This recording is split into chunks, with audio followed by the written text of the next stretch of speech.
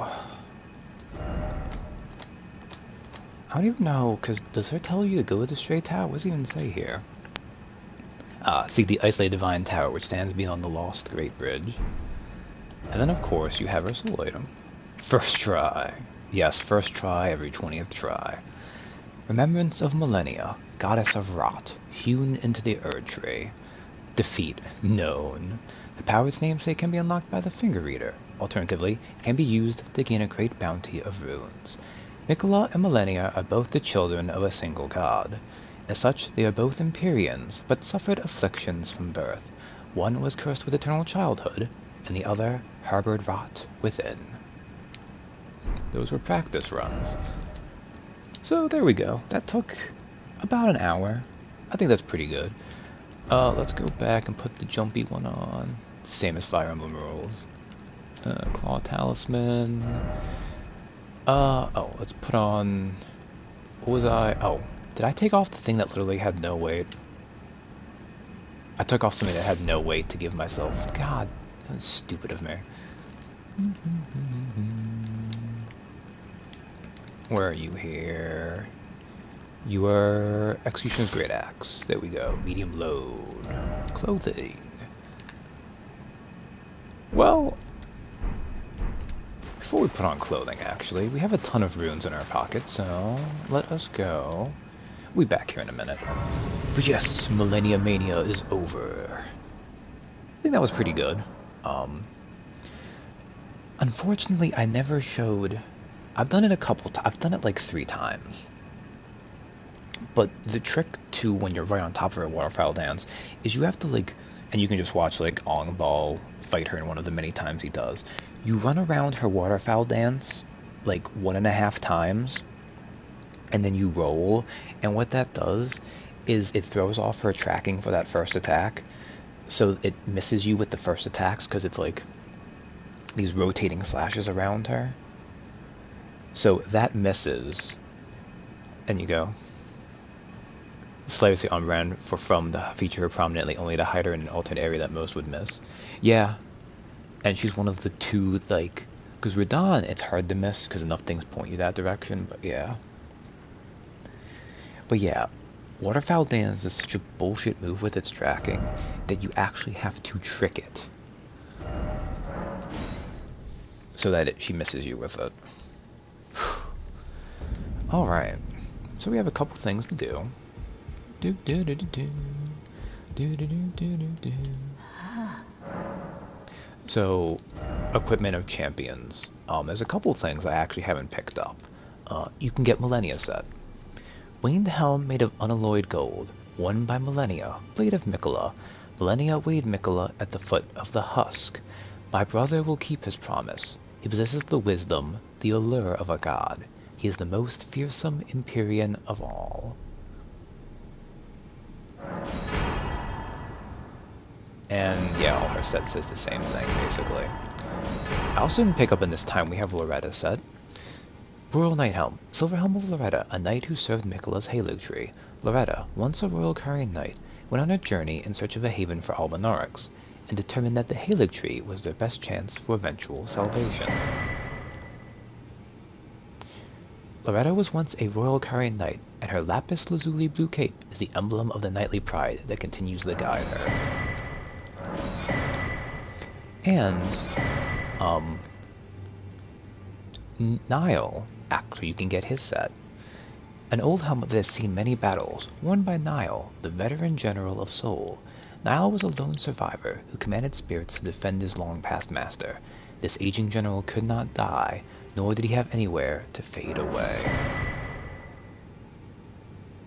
Okay, it looks like all that says the same thing.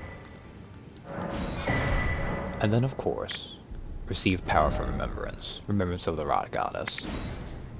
You get Scarlet Aeonia, which is her big attack. Technique of Millennia, the Goddess of Rot. Creates a gigantic flower that blooms into an explosion of scarlet rot. Each time the scarlet flower blooms, Millennia's rot advances. It has bloomed twice already. With the 3rd bloom, she will become a true goddess. Or you can get the Hand of Millennia. Blade built into Millennia's prosthetic arm. Through consecration, it is resistant to rot.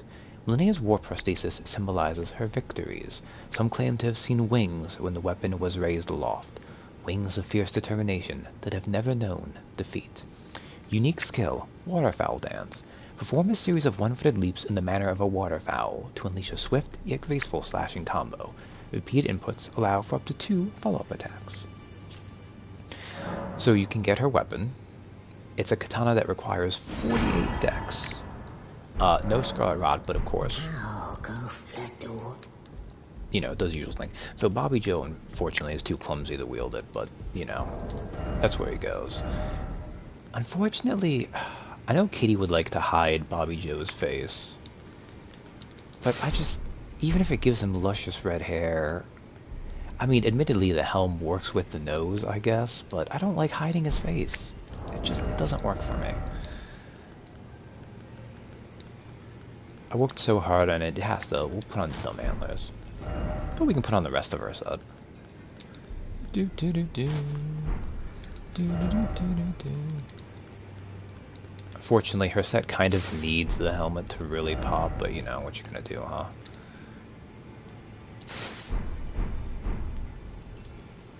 But hey, look, it kind of exposes... So the weird thing about her greaves is you're basically putting on her legs. Like, you can see like a little bit of Bobby Joe's crotch and his upper thigh sticking out. Yeah, there we go though. Unfortunately, I don't have the dexterity to show off, but you basically get to do her waterfowl on a... Bobby Joe shouldn't be ashamed. On a smaller scale. It's still pretty solid. You. What is it? Well, nerd, I did everything you needed to.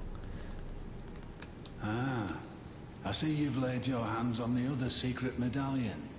I'm glad to see my counsel has borne fruit. But the honor of the deed is yours alone. You've made more of yourself than Ensha has. Now, more importantly, both secret medallions are in your hands. I suppose you'd like to know then? What awaits you on the path ahead? I already do, loser. My friend. Me too. I wait with bated breath.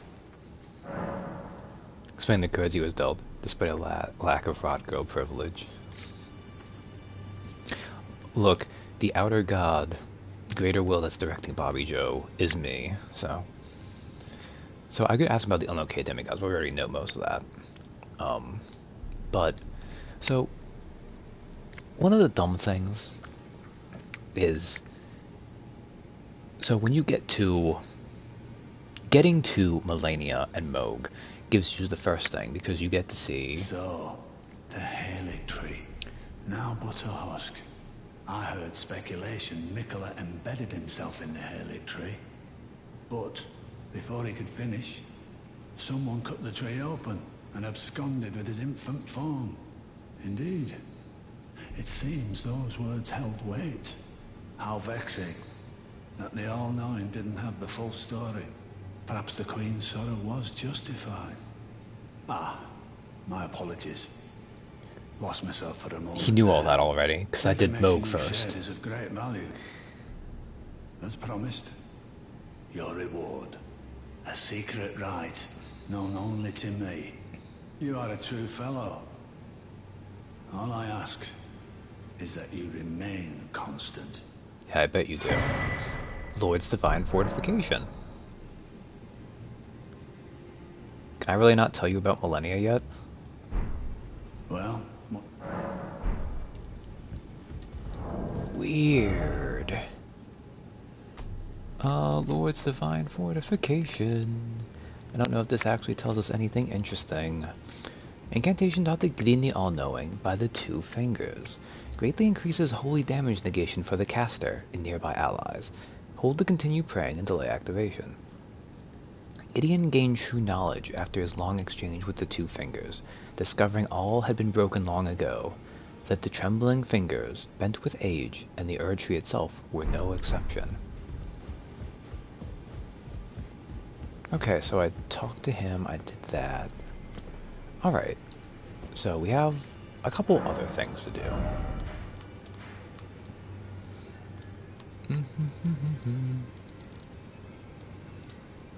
So if we go back to Millennia Goddess of Rot.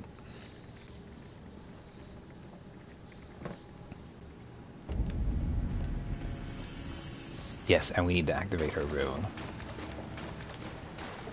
So when you go back to her arena, you find another flower, because this is where she bloomed, right? And then we defeat her. Return unalloyed gold needle, Mikla's needle, and the Somber Ancient Dragon smithing stone.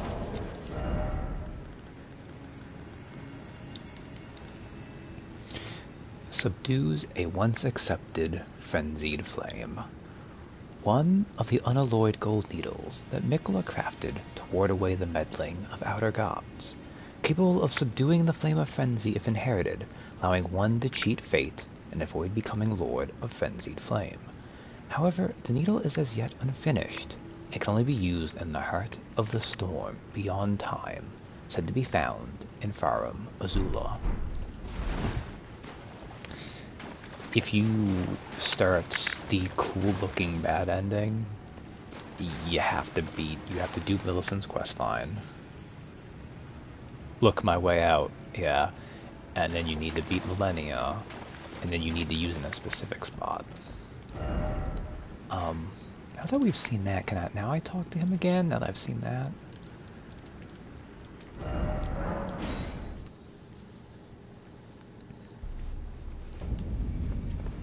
Oh, that reminds me, actually. Kenneth Height's still there? Okay. Gideon, Gideon, where is Gideon? Well, I took you for no matter it. Lay out your arm.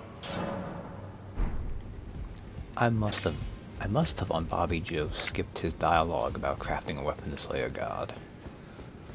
One of them at least.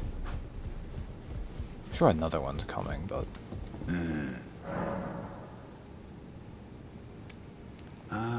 So the secret medallions led you to the land, and I'd expect to find Melania there. Oh! She who fought Radahn to a standstill. Now, if the Scarlet Rot hasn't eaten her away completely, but with the Halig Tree as it is, I suppose Mikola must already be.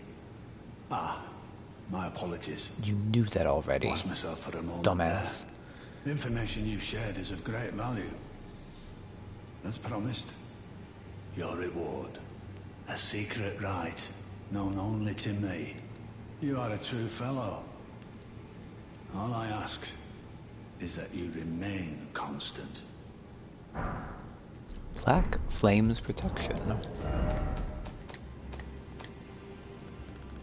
I think this one's actually pretty good, if I recall. A Black Flame incantation of the Godskin Apostles. Summons black fire within, increasing physical damage negation. However, sacred flasks and other such forms of HP restoration are impaired.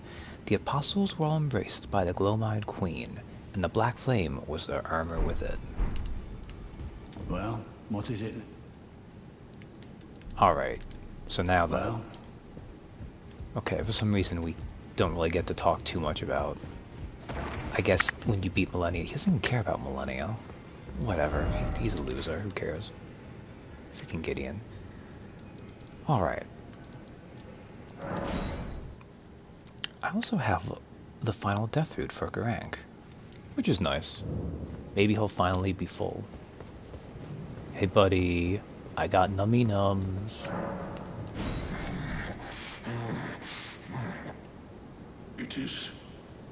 It is all consumed. Still, I am not sated. Not nearly sated. America!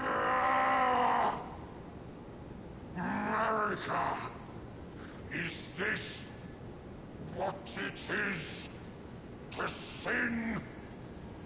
Will things never be the same again? He mad. Tarnished. My thanks for thy long labor. But I have done all I can in this land. Henceforth, Mine appetite shall be my sole companion. Farewell. Aww. And an ancient dragon smithing stone for the road. Bye, buddy.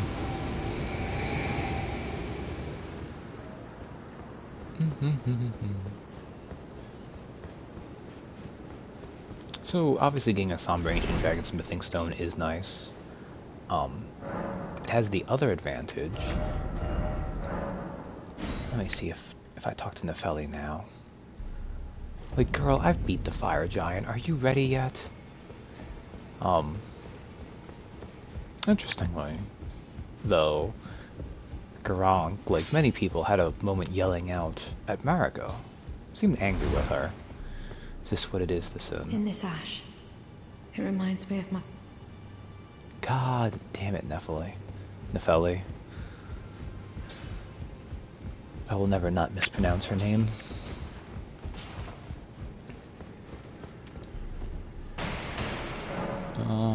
Also, I've been forgetting to level up. 3 whole levels from all those many. Ugh. Oh, well, what you gonna do? Okay. Maybe I need to talk to the rest. And then sit at the right grace.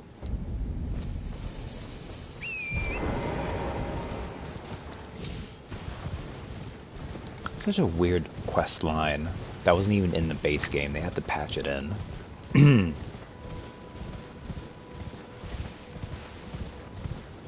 think she moves when you go to the place. Okay.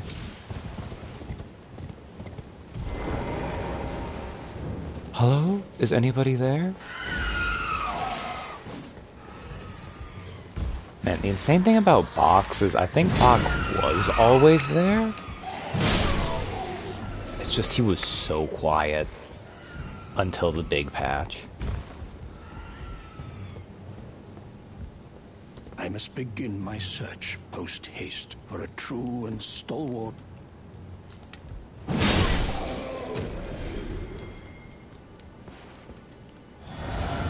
Okay, good. We finished that. Really? Come on. I can do it. Yay!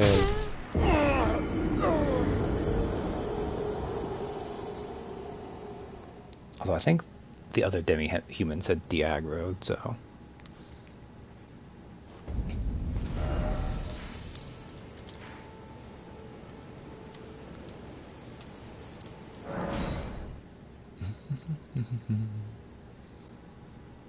It's really not even a great clue that you'd need to do this. How has he not stomped? Like, I'm gonna give Godric's corpse this. It is insanely durable. Or Gostok is incredibly weak. Now, I can do what can I? Anything good on you? No, not really. Everyone needs a hobby.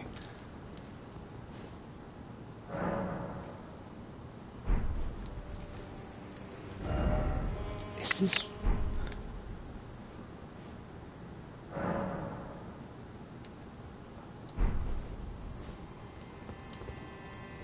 What the fuck was the difference? What changed between the first and the second time? I don't get this game sometimes.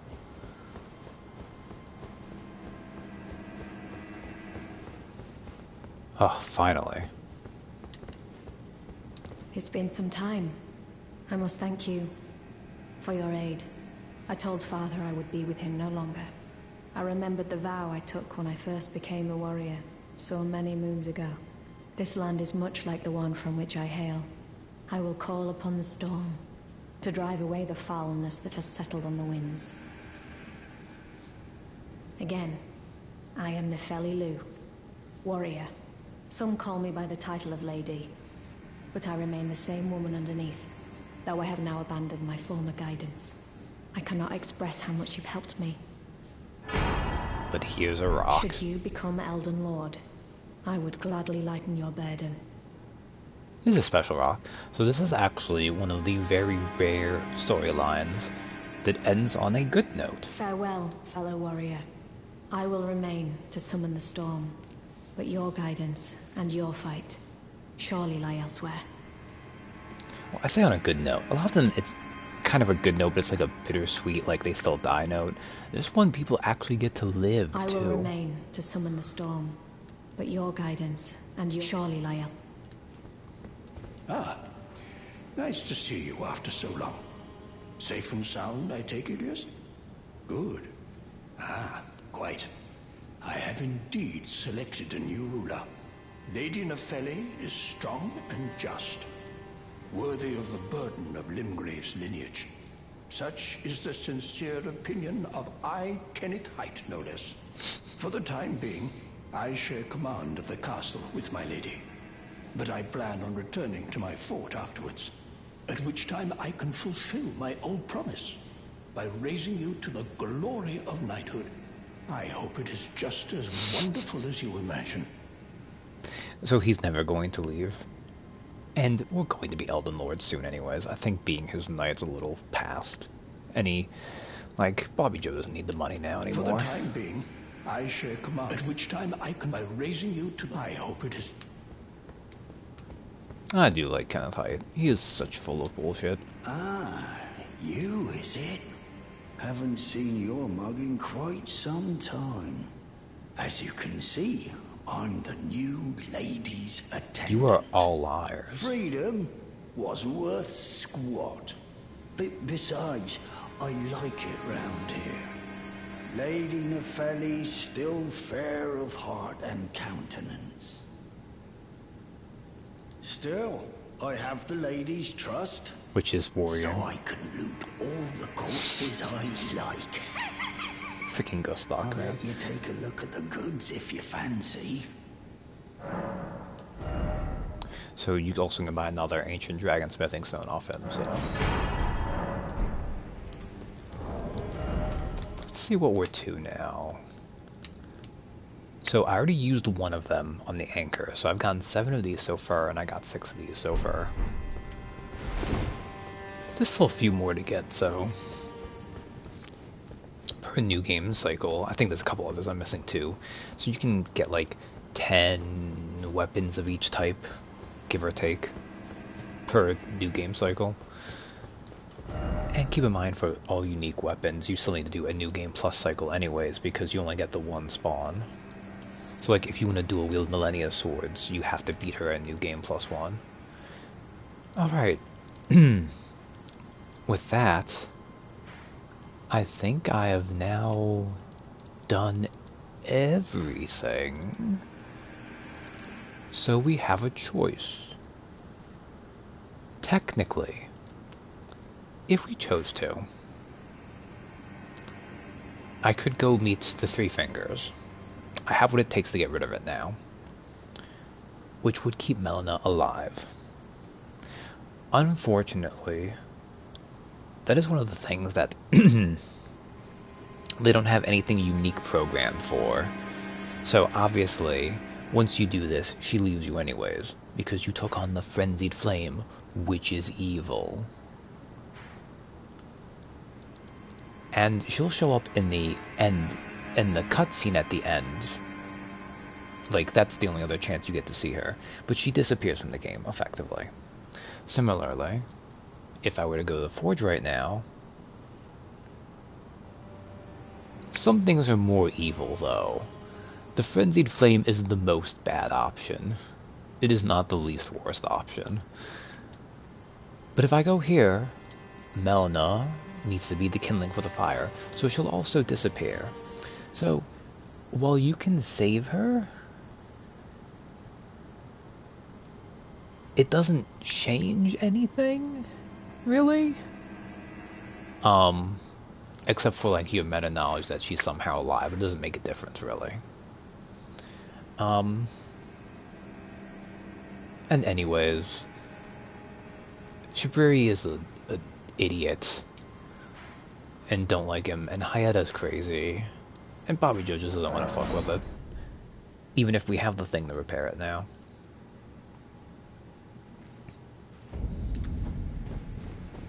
Look, we could do a shitty Dung Eater evil ending.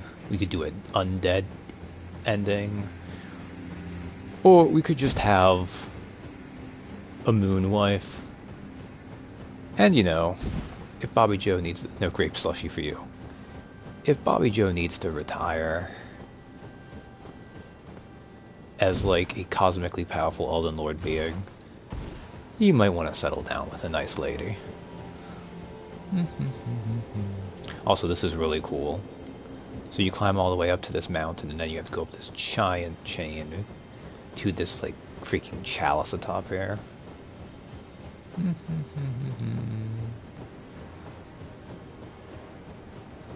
I guess technically they kind of did this aesthetic in Tower of Latria. It's one of the best parts of Dark Souls 2, one of its DLCs. Oh, that's not Snow, that's Ash, which... I mean, I guess technically this is Ash too? Yeah, I guess this is probably Ash as well, isn't it? So there's a little bit of fire down there.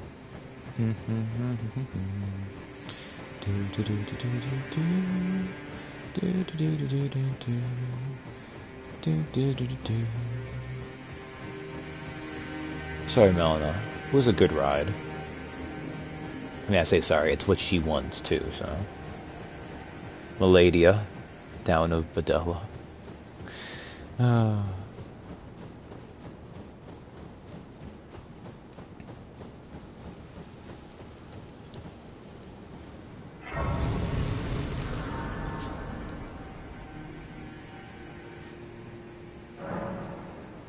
Talk to Melina. I have long observed the lands between. This world is in dire need of repair and death. Indiscriminate. Are you prepared to commit a cardinal sin?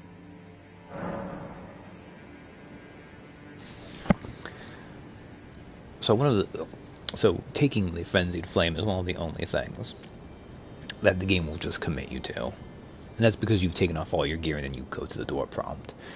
It's a little weird that they don't give you like a prompt like this, like you think maybe, but whatever.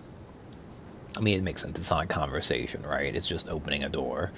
It's not like the door can prompt you like, maybe you should reconsider. This might be more of a commitment than you think it is. I don't know. It's up to you, really. But here they give you the choice. And again, like, if I wanted to, I could back out. I could save Melina by doing evil stuff, but... You know, for all his many faults, Bobby Joe respects agency as well. Well, and also on your first playthrough, you want to explore everything, right?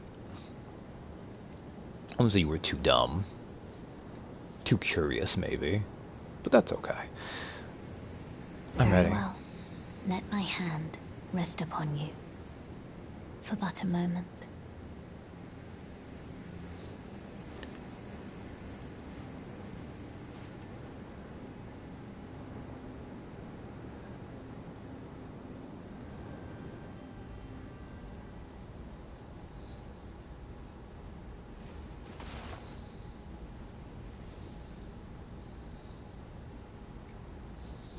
I'm not entirely sure what she does to you there. Like, I guess maybe she's using a small power from the Rune of Death, possibly? Because we've seen she shares the moveset of the Black Knife Assassins, really. So she just, like, makes you sleepy.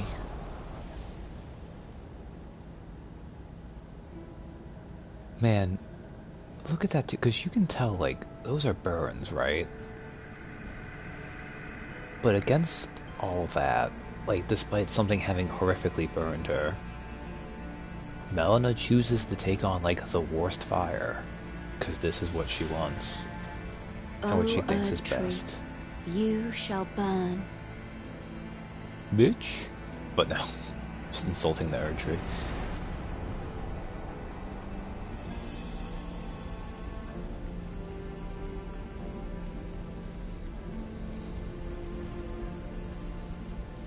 Burn for the sake of the new Lord.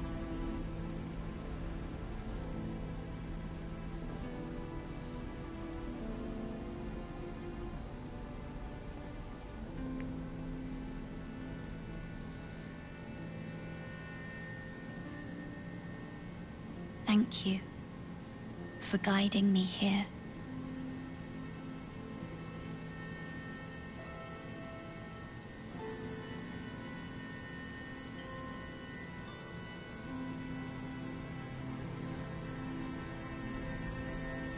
The one who walks alongside Flame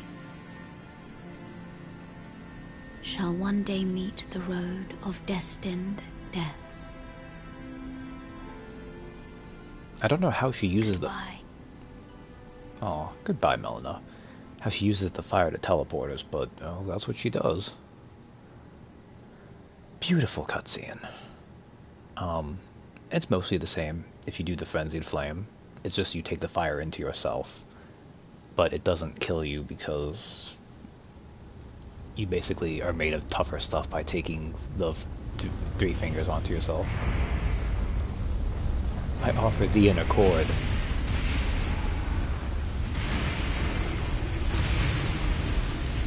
Fucking awesome endgame area. Like, for the last Legacy dungeon, it's very grey, yes, but you are in a decrepit, falling, like, old stone city, some nice, like, almost like Greco-Roman style architecture and stuff, giant twisters everywhere. On the map, we are over here. So she teleported us from here, all the way over here, calling Farm Azula. Oh shit, I haven't done... God, you reminded me too, Donnie, and I haven't done, I haven't activated Millennium's Rune. We'll do that in a second. Oh, I totally forgot.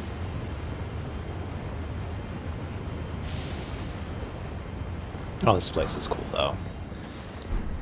And a smithing stone. Is that what I... Yes, yes. No, this works out perfectly, actually.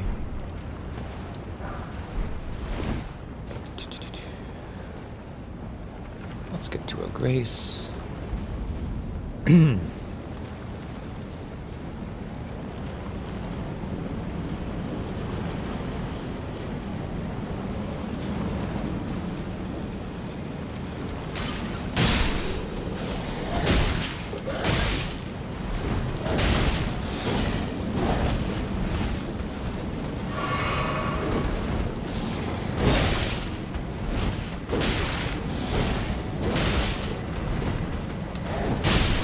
There we go. Ugh. Crumbum Azula. Well, I'm not doing well against the Beastmen, but at least I can kill them in one attack.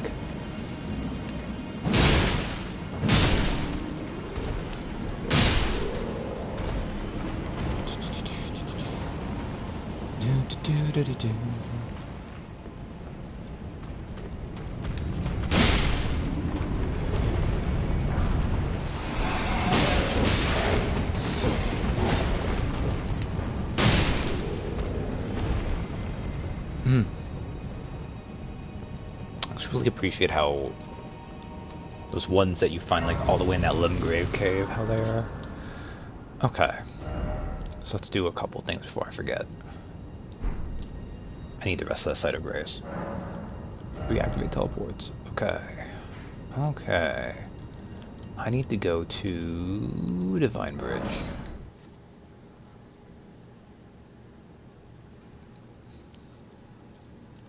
Because for some annoying reason they don't just... whatever.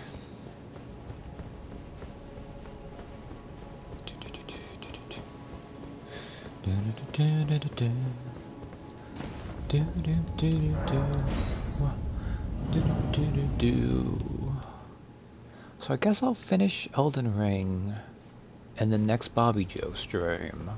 Unless things go terribly wrong with a couple of the final bosses. Which they might. Especially the way I fought her. Millennia is the hardest, but a couple of the final other bosses definitely still deserve respect.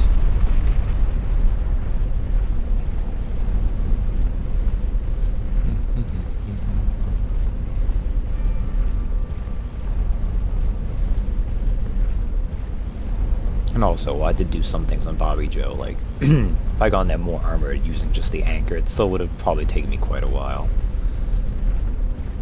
there's something soothing to me to fighting Millennia like that, where you have a fast roll and you try to parry some of her stuff.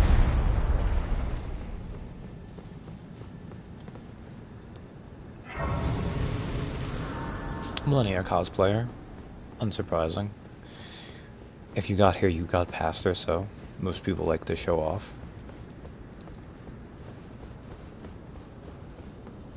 That person's just... They know, they're wearing what they're wearing. Store the power of the preview. Millennia's Great Rune.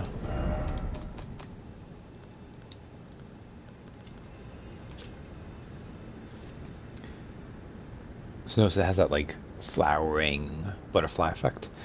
A Great Rune of the Shardbearer Millennia. The blessing of this half-rotted rune reduces the healing power of Flask of Crimson Tears. And yet, due to the infusion of Millennia's Spirit of Resistance, attacks made immediately after receiving damage will partially recover HP. So you basically get the Bloodborne rally effect. It's not as good as in Bloodborne, but it's kind of fun. Millennia is daughter to Queen Marika and Radigan, and her Great Rune should have been the most sacred of all. Alright. Now back to Crumbling Beastgrave.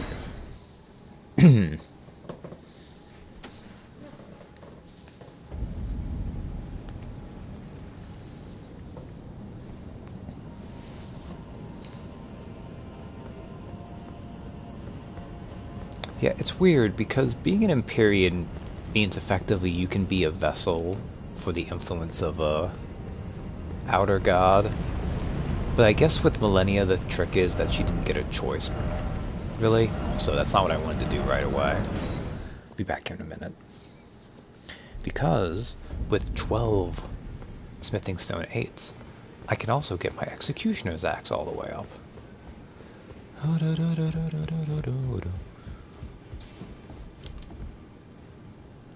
Ah, right. I should talk to these guys too, because now the Erdtree is set ablaze.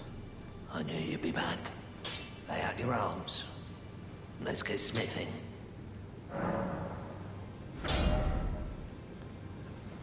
Alright. Excellent. Ah, nice. I'm so sorry, Roderica. I forgot you moved to over here. What's up, girl? Take a look around. The round table hold is burned, razed to the ground. Don't worry. I don't blame you.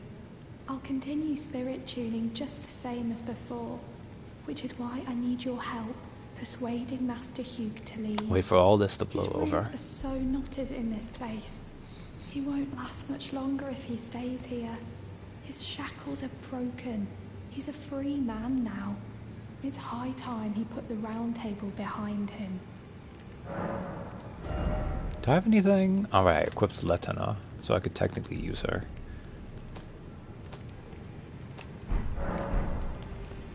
Probably should use the jellyfish once or twice more. Look, man, Roderica, who is now totally your daughter, says you should leave. Lay out your arms. Weren't you listening? As I've always said, you came to challenge the demigods and their god, to slay them. And as long as you do, I will always smith your weapons. It is what I wish. To smith a weapon for you to slay a god. Well, I don't think he's gonna take up Roderica on her offer.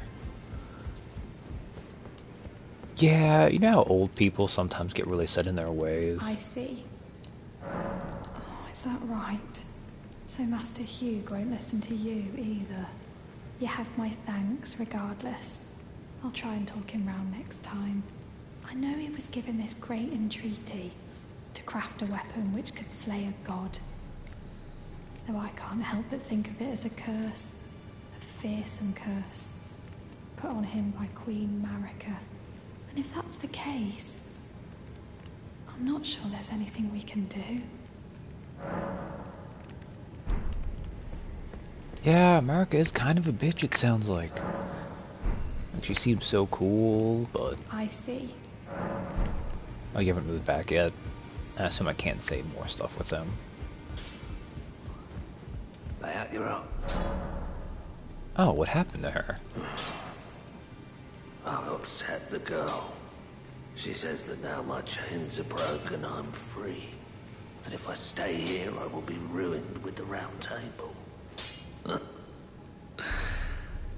What use have I for freedom now?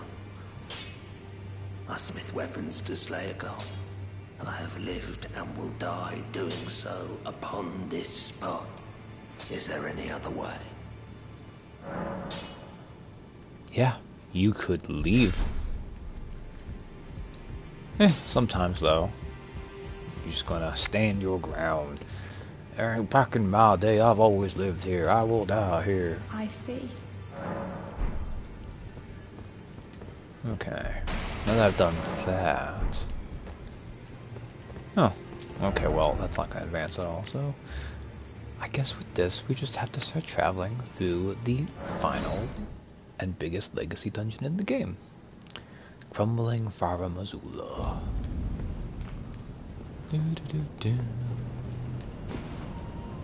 And of course, like any of the Dark Souls out there, there's some timey-wimey bullshit going on here. Because Fara Mazula, as you can probably tell by the nature of how it is, LOL said the plot contrivance, Elmo, is outside time.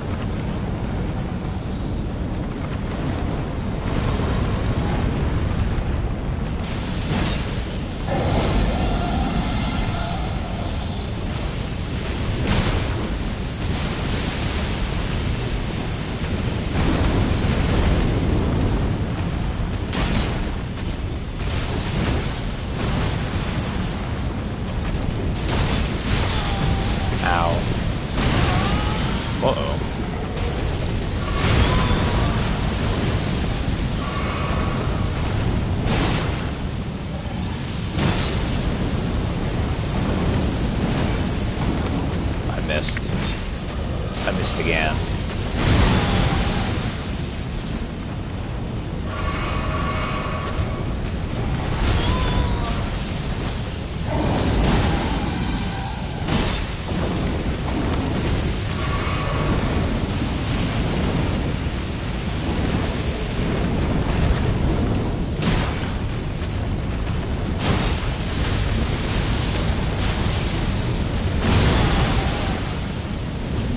Man, these are some cool fights I can't see because I'm like hip deep in Dragon Crotch.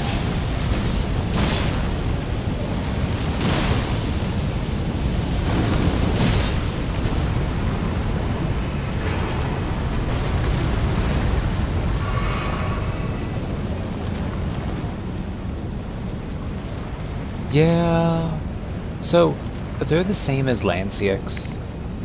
And also, they're basically the same as Lich Dragon Fortisax, except these ones have higher stats because they're endgame. And Fortisax, I mean, Fortisax has a couple unique things he does, but the basic rig is the same.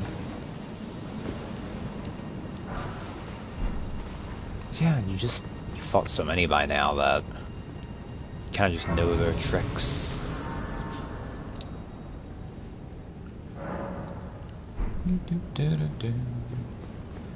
Like everything, they can't deal with the jumpies.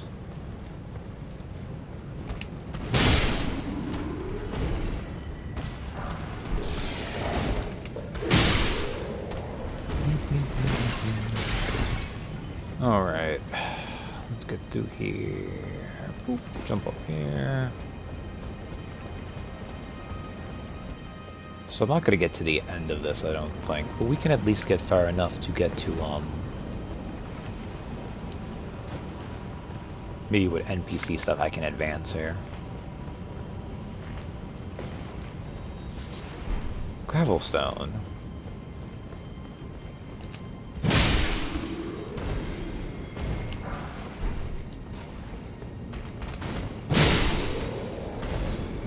Sanctuary Stone.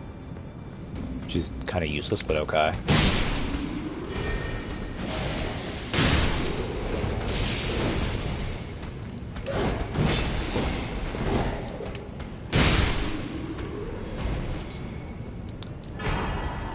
Great Grave Fort. Again, very useful because if you care for a regular ash, Even though the ghost ones are the best, but if you want one of those, there's only so many of those that you can find. That's theoretically what you want to do. Where is the way? Or do I just need to fall down someplace? I think I just need to fall down someplace.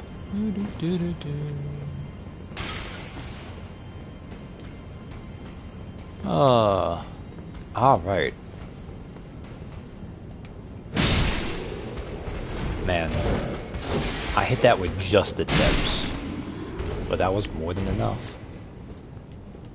But then again, if you think about when you're swinging a weapon, that is when you get like the most leverage of the attack. It gets the highest stuff going at it because it's at the edge.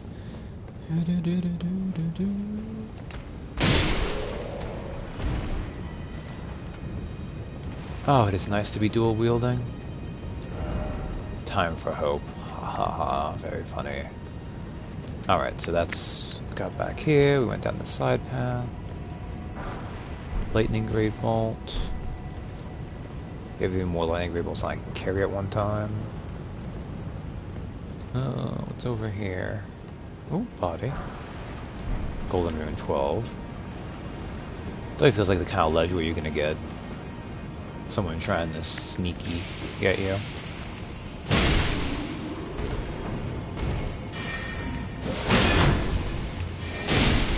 Good luck and good job with Rule 63, Mothman. Yep. Good night, Donnie.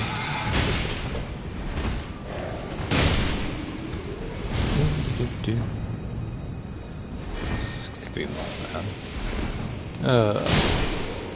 Alright, good. Took care of that. Ancient Dragon Prayer Book. I don't think there's anything actually cool in that description. Oh, look at all these books I can give to the Turtle Pope.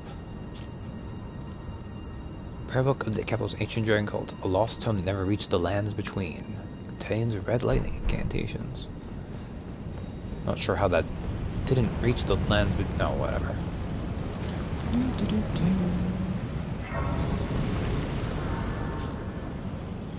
I feel bad with Fire Giant. I forgot to summon Alexander for him. Because that lets you know that, like, oh, Alexander gets all the way to the mountaintops of the giants and does stuff.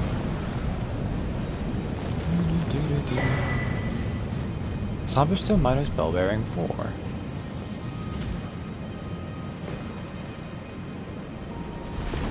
So they just put that in the way, and it kind of feels like, in a sense, they kind of were starting to run out of stuff here, which is why that happens. Also, one of the frightening things, Godwin's roots and those who live in death, all the way here, at the end of everything.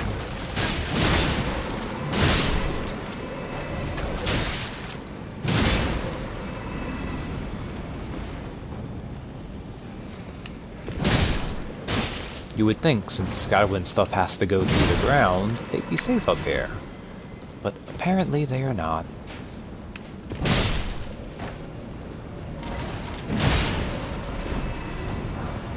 Oh man, it's not like I'd be super riveting my attacks anyways, but I really do end up having to jump attack a lot.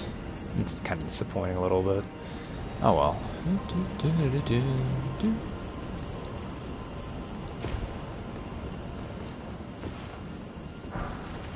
Look at that jerk trying to snipe me. How dare you? How diggity dare.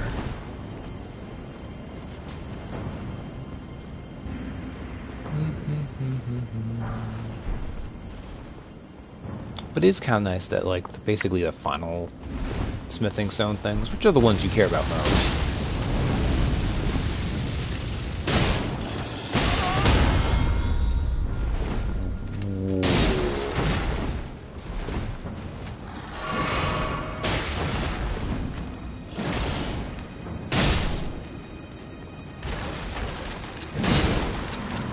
Those guys are BS too. Look at that. Only 1700 with how much harder that was than a basic one. Man, I don't... pisses me off. Like, I don't like when these games have enemies that, like, disproportionately are harder than they are. And they don't give you a soul count to match.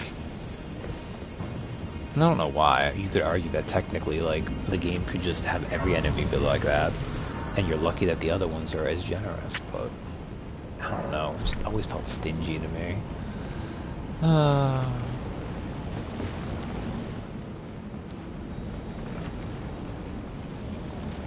don't know if you can actually turn around to a jump like that. I guess you could. Like, you have to just go slow on like that. But I think you can also just run through. Not risk for a dumb side jump thing. Be wary of right.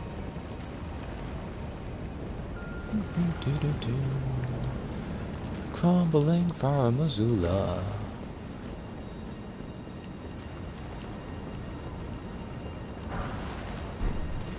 Oh, I thought... Because, like, some of the Banished Knights are here, but I guess they're not over there? Ah, there's one.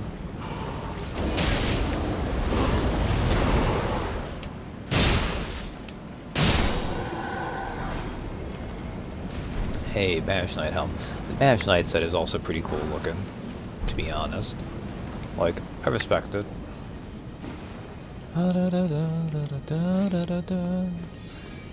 I have so much damage.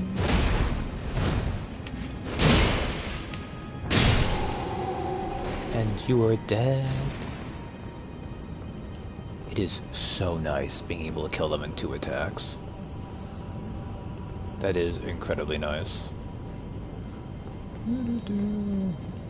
There are advantages to having, like, a really strong build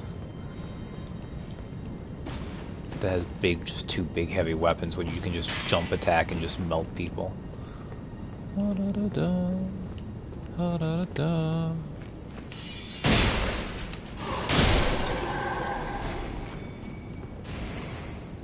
These are also the same guys that in Castle Soul we met as ghosts. These versions have higher stats and are stronger, but they don't do the ghost teleporting. Also, yeah, their armor set has a really obvious cod piece to it, which is kind of weird, but I guess armor sets are like that. Makes a lot of obvious jokes, but oh no, don't do that quite yet. Don't do that quite yet.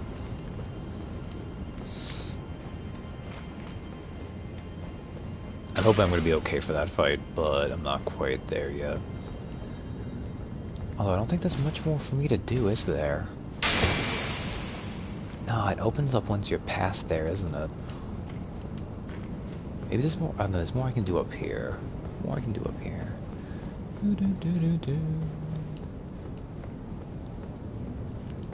Another one of these guys. Man, you noticed me from a good distance.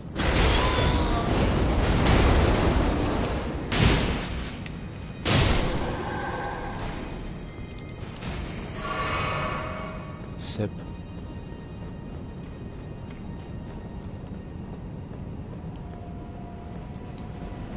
Oh, I do so much damage though.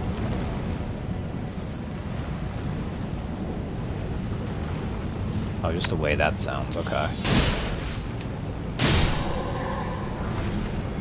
Banished Knight's Greatsword.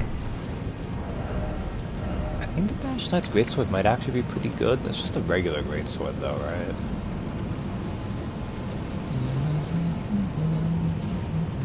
Yeah, here we go. Strength 17, Dex 9. Oh, some very basic stamps on it. A finely crafted greatsword, intricately engraved with an ancient motif, given to knights who, whether by misfortune or misdeed, were forced to abandon their homes. Most of these knights were sent to the fringes, where they were forced to start anew with only despair for company. Well, that's cheery.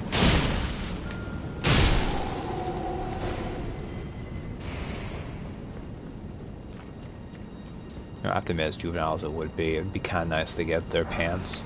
Just to go tee hee hee. Look at Bobby Joe. Yeah, I thought that was survivable. Alright. So I really like Millennia. And one of the things you can do for that fight to balance it out, obviously, is you could do spirit summons, or you can summon someone. Similarly, this fight kind of exists that way. I think I'm on the wrong side. Okay, I think if I run across this way, though, it won't happen. I feel like, if I recall for this one... Ah, yes. So you can actually summon Recusant Bernal here. And it's one of those fights that a lot of people will say that it's no shame to do that for, because unlike, say, Millennia, this fight is hard because it's garbage. Godskin Duo.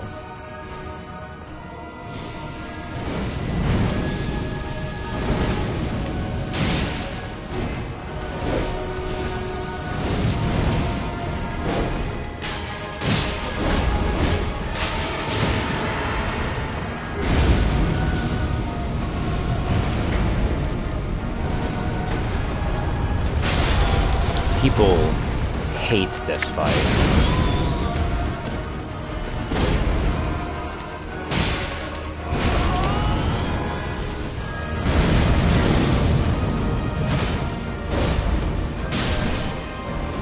And for good reason.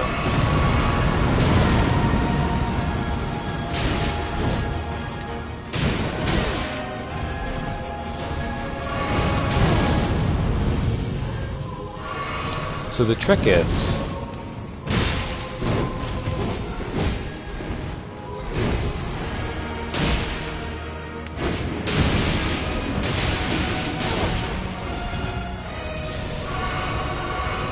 that the fatty is on a timer.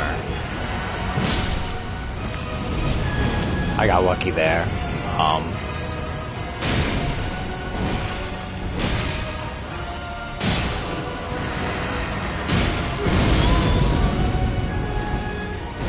Honestly, this has been an exceptionally lucky run.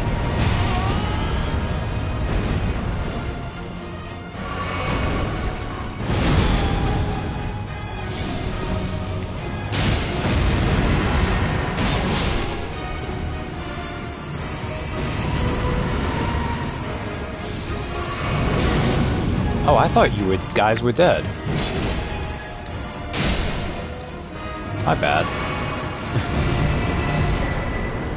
Smithing Stone Miner's Bell Bearing, Ash of War, Black Flame Tornado. Man, Millennia was such an awesome fight. And then that's the next boss you see. Just, hey, you fought these two enemies before, let's just slam them together. Ugh. Fortunately, I'm very strong. So... Ash of War, Black Flame Tornado.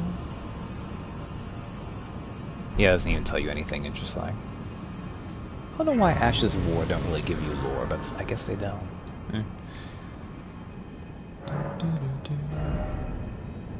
That's only 2 level ups, but that's okay. Alright. Well, that could have gone worse. Notice we are already... So, we're already 5 graces deep, right? Meanwhile, the entirety of the Halig tree was 9 graces? Oh, I guess that's going to be roughly the same. I don't know, the Halig tree is much harder than Crumbling Farm Azula.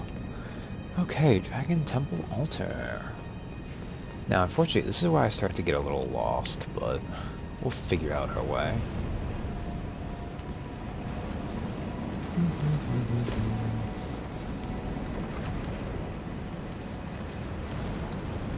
Oh, look at this cool bridge. Look at that Draconic Tree Sentinel right there blocking a boss door.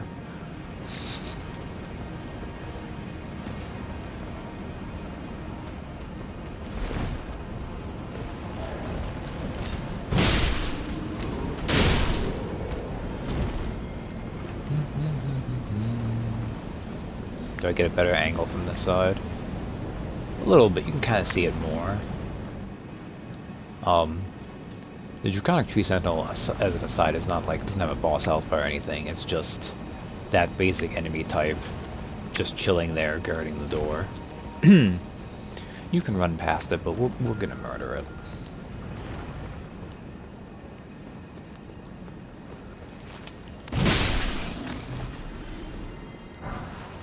You know, as monotonous as it becomes on a strength build, having two big weapons where you just jump and attack and keep doing it over and over, it is pretty satisfying.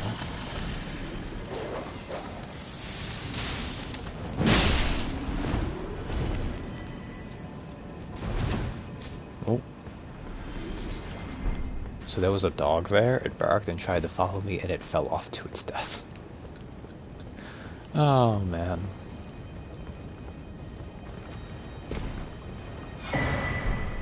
Hey, Heroes Rune 5. I still haven't gotten a Heroes Rune 3 yet, which is a little disappointing, but what you gonna do?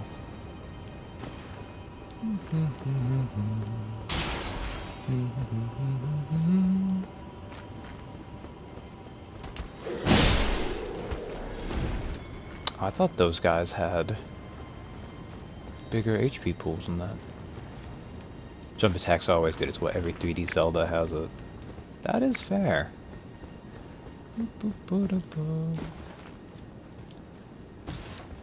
Really, the biggest problem is the fact that, like, when you have this build, it's kind of like the thing to do.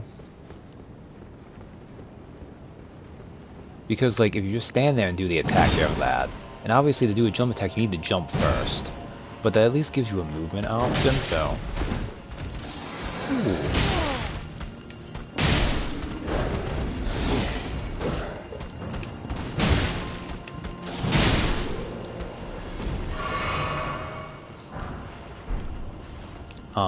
There is recovery, but when your attack kills an enemy, it doesn't matter if you have to recover from it. That was a lesson that it took me, like, those first 10 deaths to Melania to remember. Because she kept getting me when I was recovering from a jump attack. I was like, ugh, please, let me just stop. It's part 1 of a combo, and sometimes part 2, and 3.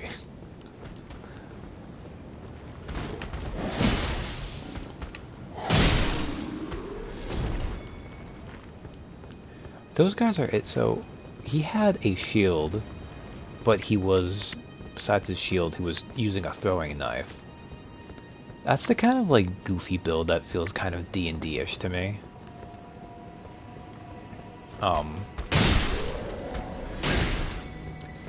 It's like I've effectively done this build now in both, also, this douchebag throwing stuff at me. I've done this build a couple times in 4E, and now I'm kind of doing it in 5E, although I'm also swapping with weapons.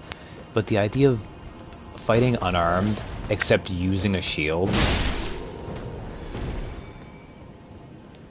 which is such a stupid way of fighting if you think about it.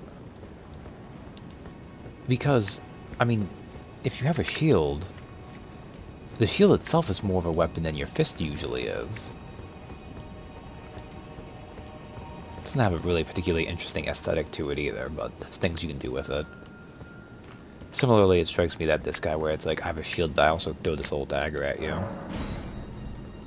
2 stone sword keys. I don't know if anything's worth it through here. Probably not, really, right? Deflect sword to punch.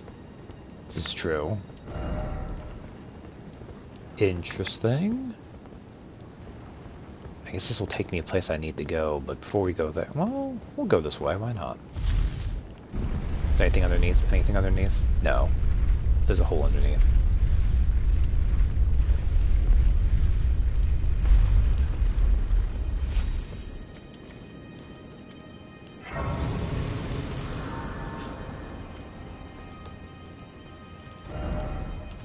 Let there be friend, try holy.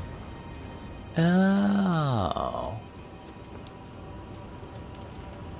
Okay, well, what grace is this? This is Dragon Temple Lift. We'll come back here later. Deflect sword to punch. I guess deflecting a sword to punch. I mean, from a mundane commoner with 4 HP's 3 point being punched by anyone with 18 strength is death. This is true. Well, really, 16 in strength, because it's 1 plus strength mod, right? And depending on how you're running the rule set, better hope to God they don't have 24 strength. Because they can't even choose the non-lethal you depending on how you're doing that. Because of course we roll with that, the specificity of doing like their max HP value is the greater specificity, so it, which I think might be how Crawford ruled it too. Wouldn't surprise me. Go this way. This is the way I wanted to go down. So even if you go for a non-lethal attack, because you can usually do that when it's a melee attack, but oh well.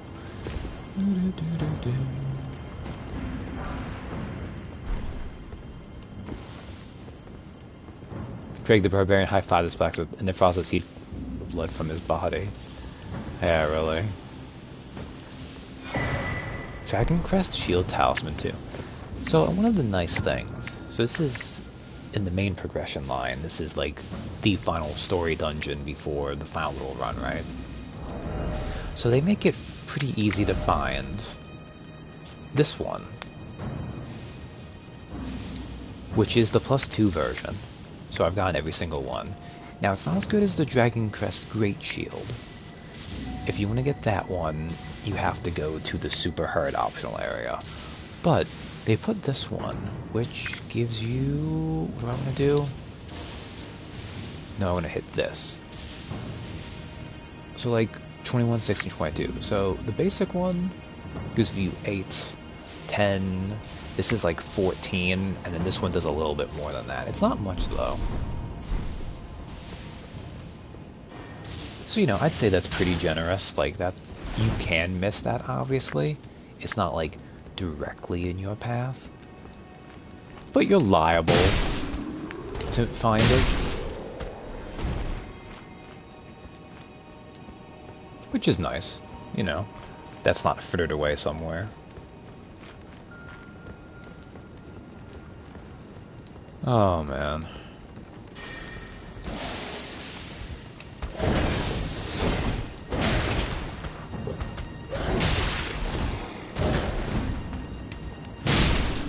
There we go.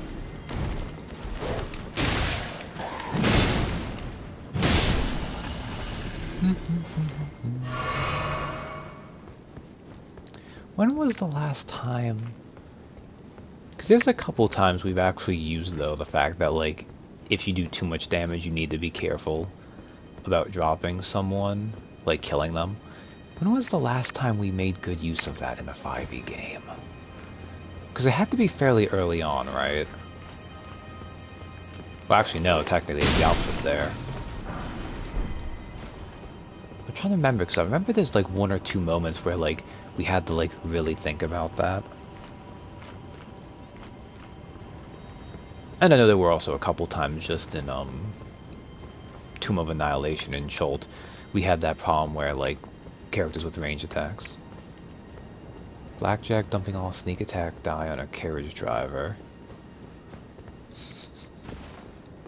I think that was one of those times where, like, Blackjack will just go and not think of things, and we were like, bro. Of course, even here at the ass end of creation, there's a freaking Crucible Knight to fight.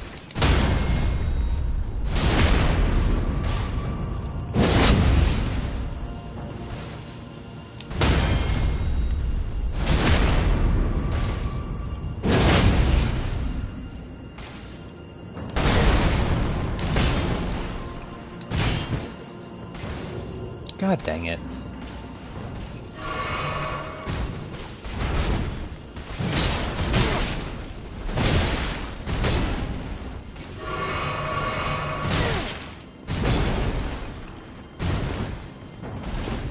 Man, I'm off my game right now.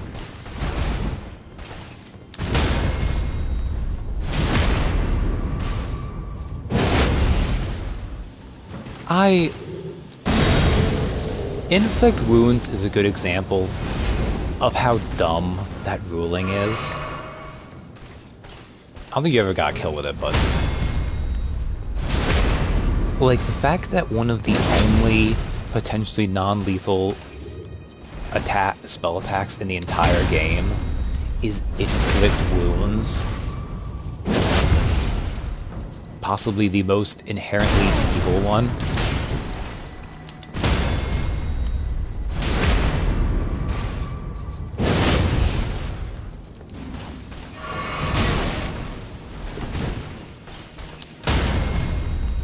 Now, admittedly, I know that the way they would fix that is they would just make all smell attacks lethal.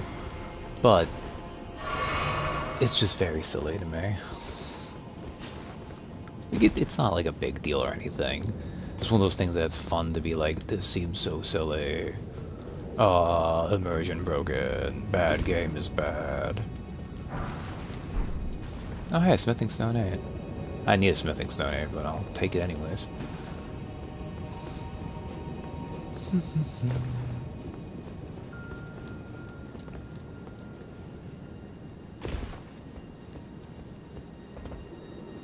Okay, I got that right. Yes, I did. Alright, this is the way forward, but we don't need to do this. We can first Dragon Temple Lift was the other way. I don't think you ever really got to... I mean, it's always just fun to have for the extra damage, right? Just because you get to roll big numbers for it early on. Oh, right, I forgot how awful this little place is.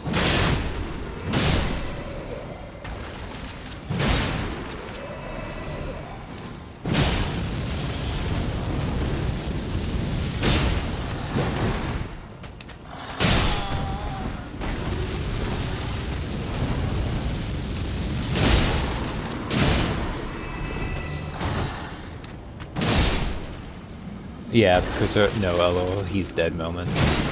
Yeah, that's the other reason why, right? You just want to get a crit with it. On a crit roll with it. And we've all been there. It's one of the only ways you get to do big boy damage on a cleric.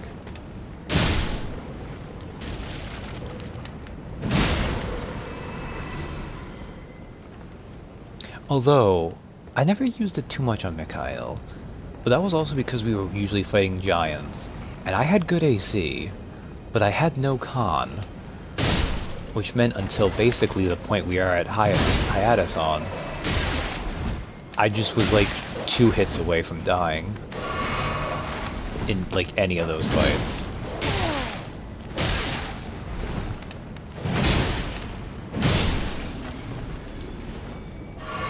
God, dogs are annoying enemies to fight.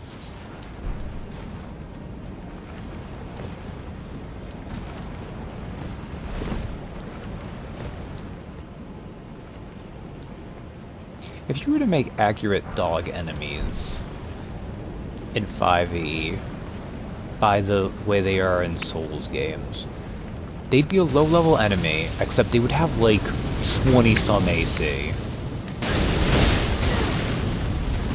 Oh god, I'm gonna die.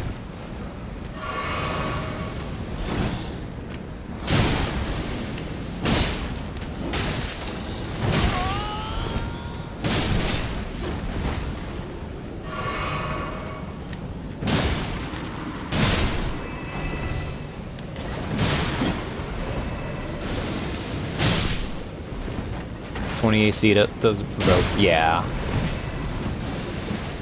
Yeah, because you think about it, 20 AC, so looking at it, most people will hit them 25% of the time.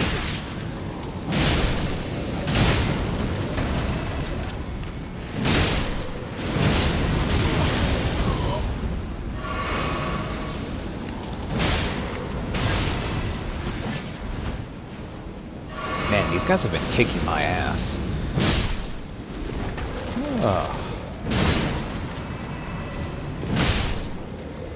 Okay, good.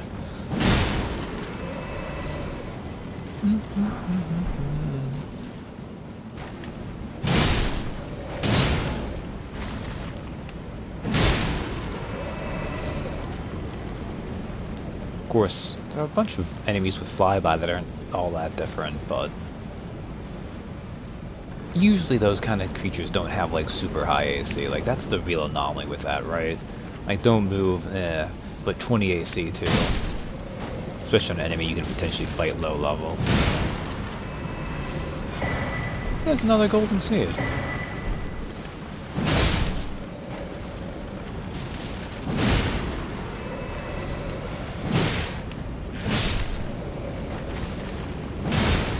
That dinky little spirit tree is enough to make my axes bounce off.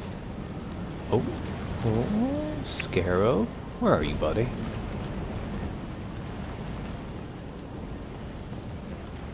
I think it left. Oh, maybe not.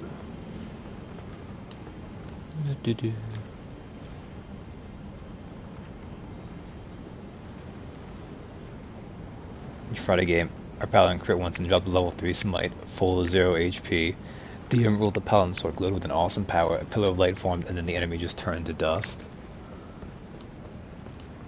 Yeah, that's a pretty valid way of doing that.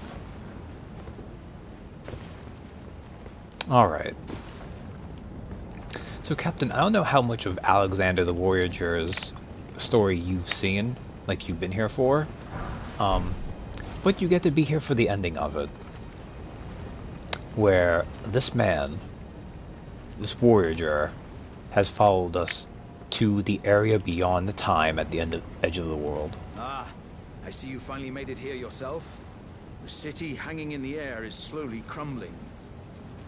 What an incredible place we find ourselves. But that aside, I can't believe you felled that giant. It was practically a god. I doubt there's another soul out there who could have done the same. Of course, I count myself the great Alexander among many, which means I've but one thing to ask of you. Would you kindly undertake my ordeal? Come and tell me when you're ready. I've been longing to fight a warrior as accomplished as you. So, unsurprisingly, considering what we've learned of his warrior culture and everything, the end of Alexander's quest line is he wants to 1v1 you. I kind of wish this one they juiced up a little bit, but it is going to be what it is. I take it. Then let us begin.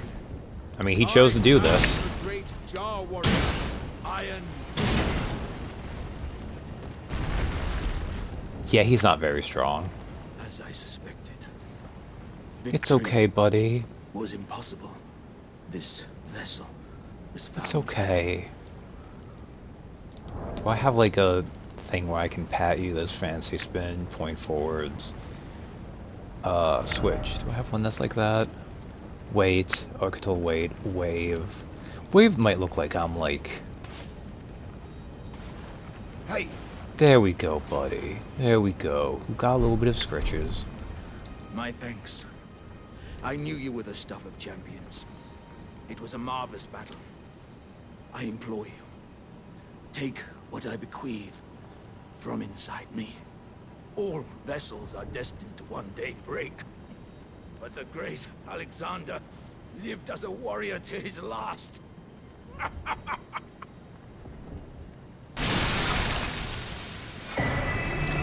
Shard of Alexander and Alexander's innards. So, Shard of Alexander is one of these? Yeah. Shard of the late Alexander, a shattered warrior jur, greatly boosts the attack power of skills. Scraps of stewed flesh cling to the shard, and tatters of ornaments can be seen mingled within the slime. Relics of a red-haired champion, it would seem. So that might be like his main body or something. Then we also got his innards, which, you know, lovely thing, right? But it kind of like exploded over us, so. A keepsake of the warrior jur Alexander, found at the core of the dead flesh that once filled the great jur. The jars contain dregs inherited from those who came before. Thus our warriors pass from jar to jur, carrying dreams of greatness.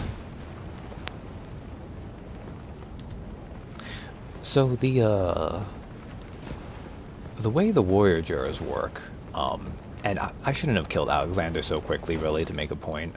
I should have let him do stuff, because he would have shown off various skills. But basically, they are what they eat. You know, you can kind of think of, if you've seen Hunter x Hunter, the Chimera ants, etc. If they eat your body, they gain your ability. That's why when we fought with Verdansk Festival, he was like, well, these buyers are all great. These were champions of a great war, so I'm going to get a big power boost from eating all these guys. Which he did. Also, I say eat. It's eat in the sense that they would squish them down and shove them inside there, that they are Vor Mega Man. Yeah, it's not inaccurate. But yeah, in the sense that they would, squish them down and then shove them into the goop inside them. Oh, God. Oh, God. No, I don't want to fight you. What? Is this the way to go? Here's an item. Group ahead.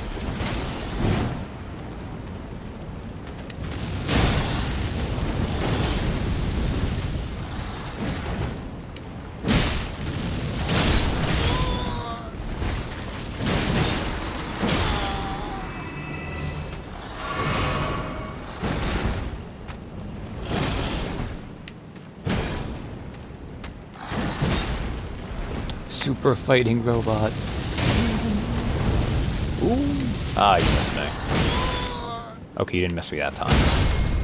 But now you're dead.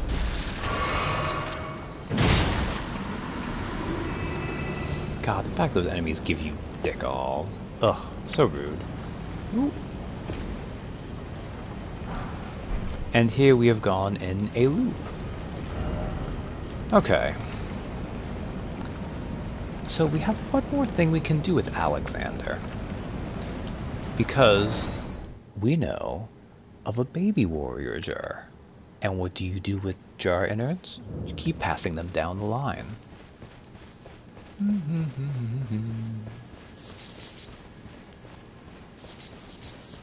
Now you're back to being Hype and Battle Network Collection, goddamn. I mean, it all comes back to that for you, right, Captain? You maybe had a few days. You'll have a few days back being on that. Hey, Jarbier, do you want to eat your uncle? I'll begin my journey once I'm ready to go. As a warrior jar. In search of glory. Wow. Cuz... Are these... insights? From Uncle Alexander? Thank you. Cuz... I'm a warrior jar. So I need to be strong. I can really have them. Right? I understand. I'll get strong. Strong enough. I deserve to have Uncle's insights. That is a sentence. Don't you also want to be strong enough to deserve Uncle's insides? Ugh. Weirdly enough, the gross context that they are a race of jars that take their insides and shove them into other ones is actually more wholesome than not having that context. I don't think I'll see you again. When I set out, warriors are supposed to work alone. Aww. Goodbye, cuz. And thanks for everything. I'll never forget you, cuz. I'll never forget you, cuz. Okay, does he leave now? He might leave if we rest there. Also, the fact it started raining during that. It's fine. We're not crying. It's just raining. Oh wait, it actually is raining. Nice. And now Jarbjorn left. On his journey. Friendship ahead, therefore don't you dare. Offer love. Behold friend, in short praise the warrior. Companion-ger. I'm gonna message this one up too.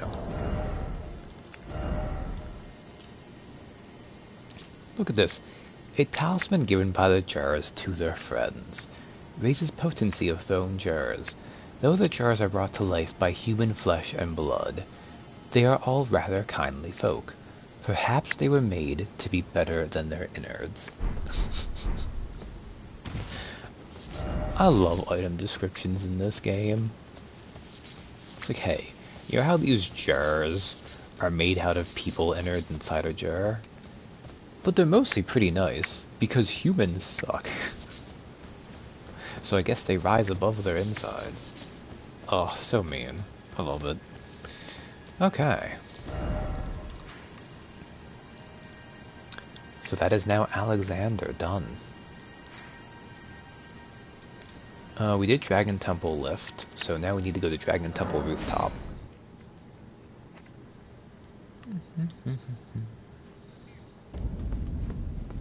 Back to crumbling Fire Missoula.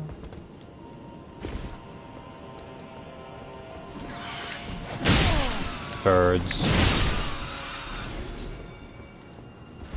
Now this is... I think they might have fixed this. It used to be...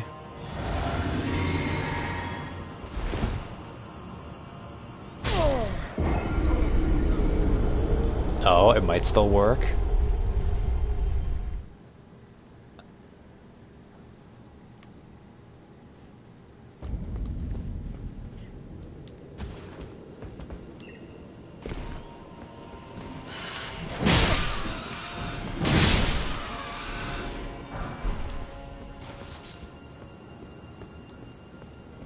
Well, I went here at least.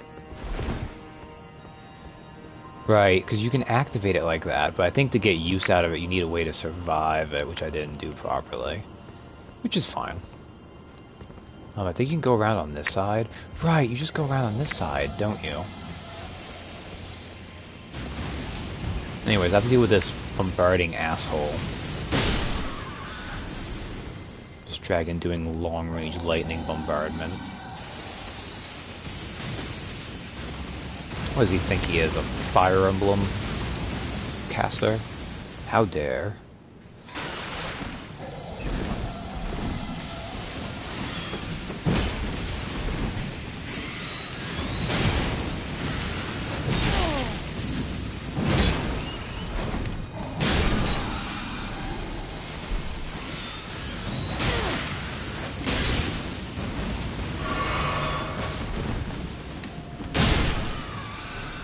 So if you watch this during a lot of speedruns, depending on what path they're taking, but when they go through here, they will actually quit out multiple times because these birds are so annoying to fight and chase after you. It is easier to quit out. Also, quitting out, speedruns of Souls games always go with the in-engine time, so...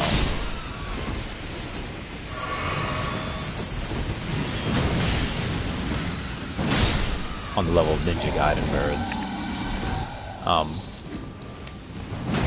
God, Ninja Gaiden. I haven't played one of those in ages. But yeah, they'll quit out because resetting their AI to not be tracking you is preferable to having them chase you. Anyways, on the bright side, you don't have to kill this dragon fully. It's already pretty hard.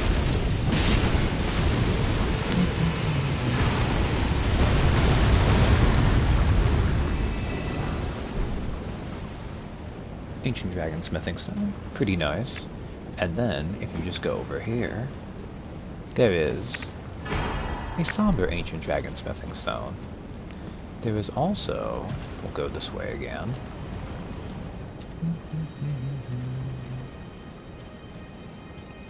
If you go to this side, and go around this way,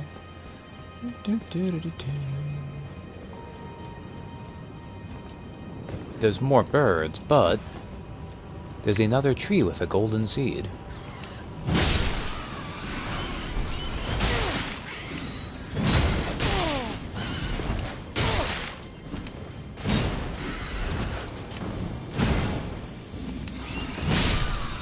Oh, thank God.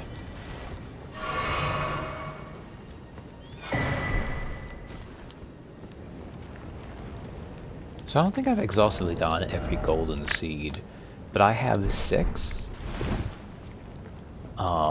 And the final 2 upgrades take 5 each, so they put in a decent chunk of extra ones. I think you also get one if you kill Kenneth Height. So that's at least another one. There might be 1 or 2 more I've missed.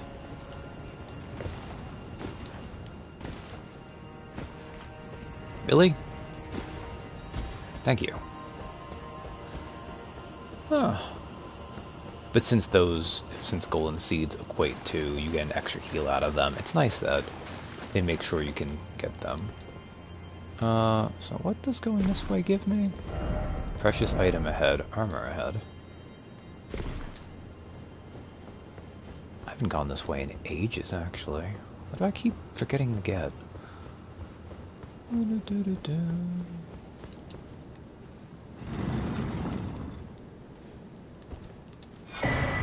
Drake Knight helm, of course. People love the Drake Knight set. Where is it? No, it's head.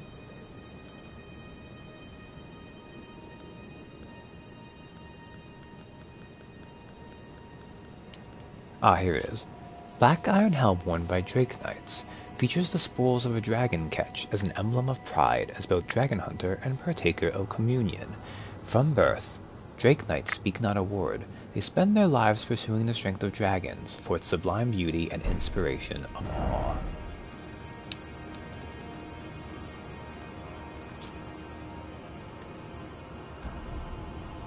The cape is crafted with dragon wing membrane. Oh yeah, it has like a bat wing to it, okay. And that's this, back to that, okay. And then this is the way you go up, which, yeah, so actually this elevator is freaking easy to use. I didn't need to use it. God damn it. Damn it me. I don't think there's even an advantage in doing that. There's one or two more that you actually want to do tricks like that, but I guess this wasn't one of them.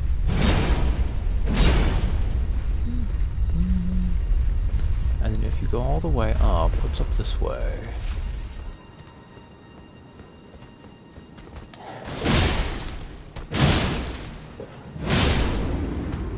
Ooh, that guy was strong.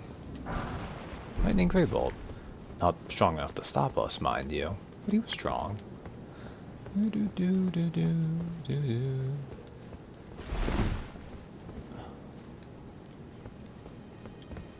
there no actual way down? No, you have to get off early. Okay. Wow, what a garbage elevator.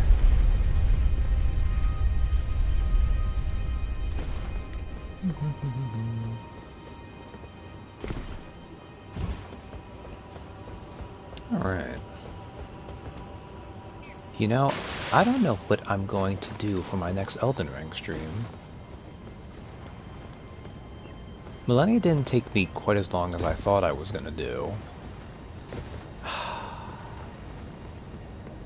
If I had it in me to go like an extra couple hours, it'd be easier to just finish it off tonight, but I don't. Because I'm gonna have to wrap up in like a half hour or so. Well, I say that. The final few bosses could take me a while each.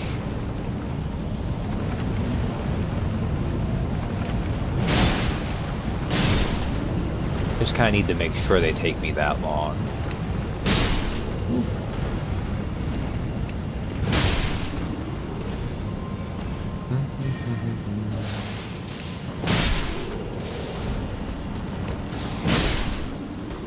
Oh, Beastman of Faramazula, you try. You try, but you don't have what it takes.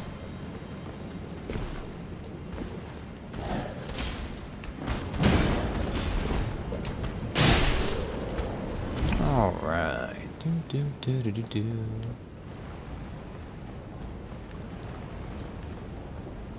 I like this guy because he's such an obvious plant.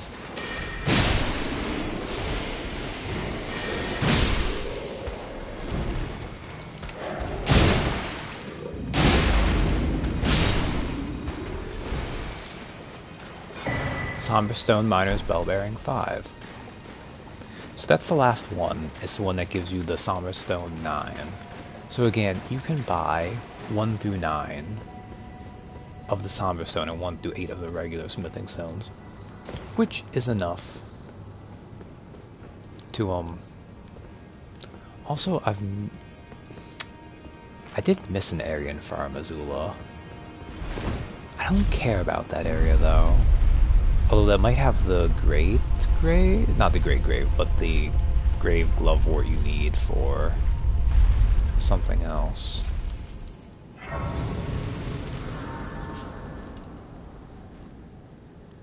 Well, we'll go and look for that for a little bit. For now, though, man, so many people rocking the bull goat set.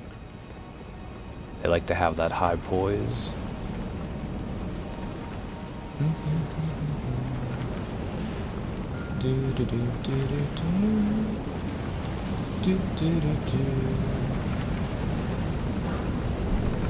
So nice Draconic Tree Sentinel.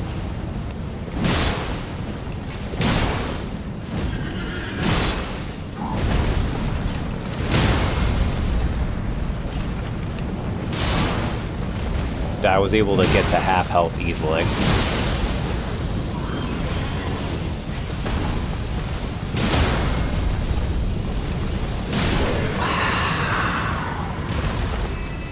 I melted him, Malformed Dragon said.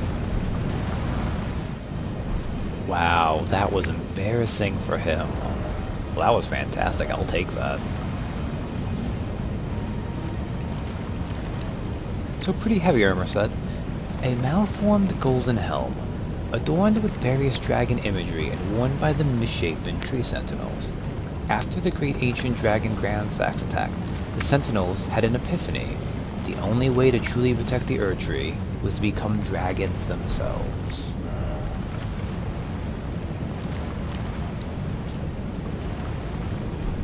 Okay, so it looks like these are all going to be the same, basically.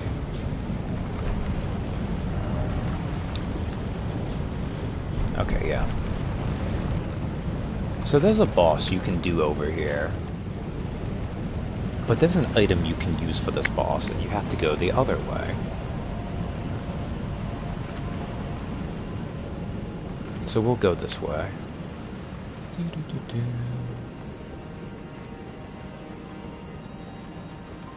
We won't do that boss this evening.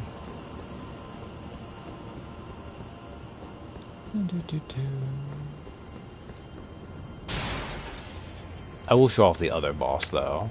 I might not kill it this evening, but just so people can see it. Because there's the story, well, there's two stories, because technically you need to beat the Godskin duo. Like, I'm sure there might be a way you can skip them, but if you're not doing anything wonky. By the way, hiding in dead bodies usually works unless the enemy's a player character that has a magical way they can lock onto you. That doesn't work if you're a dead body. Ah. So there's this whole little side path here. And down this side path, come this way, it's pretty innocent.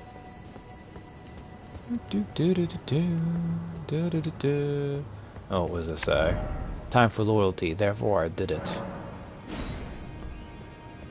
Invaded by recusant Bernal. So he helps you fight the Godskin duo, but he has invaded me now.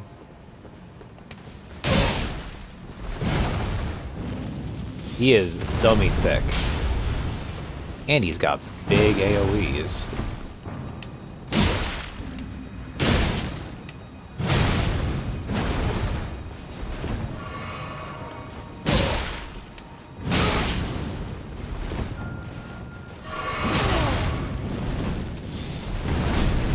But can he jump? He can jump.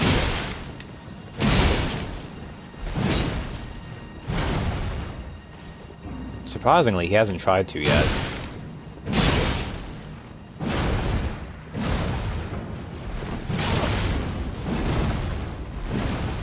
Let's see if we can bait him to do a jump attack. Come on, buddy, you can do it.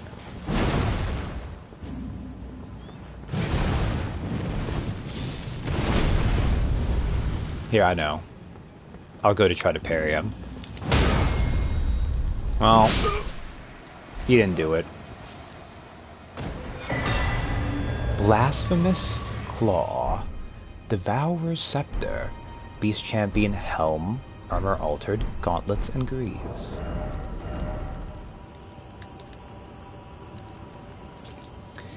Silver helm engraved with tiny beasts, worn by Bernal the Recusant. The beasts, their eyes and ears covered, represent an oath. See nothing, hear nothing, doubt nothing, and carry on along the path set in stone. Kinda messed that up, but Beast Champion Armor Altered. Beasts are drawn to champions and to lords, and this armor befits a champion worthy of becoming a lord, and that is what Bernal was, until his maiden threw herself into the fire. So basically, like Melna did it for ourselves, Bernal just couldn't handle it. Now we also had the Devourer's Scepter, which is a great hammer. It's a Faith Hammer, Faith 25. Scepter in the shape of a serpent devouring the world. This weapon will one day become the very symbol of the Lord of Blasphemy, one of the legendary armaments. A vision of the future briefly seen by Rykard in his final moments before being devoured by the Great Serpent. Unique skill, Devourer of Worlds. Charge the scepter with magic and strike it against the ground to steal the HP of all nearby enemies. And then finally, he dropped us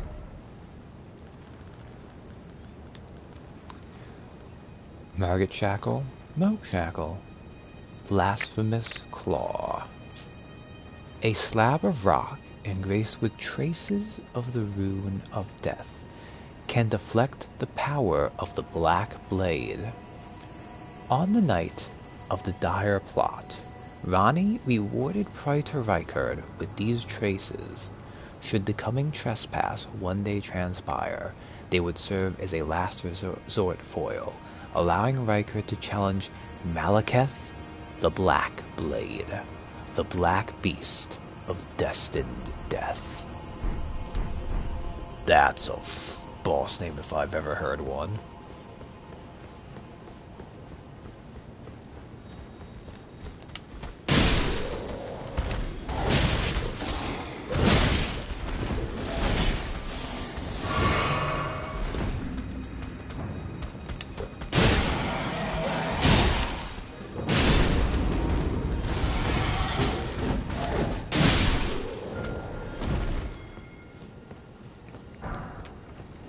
A Beastman's Jura Shield.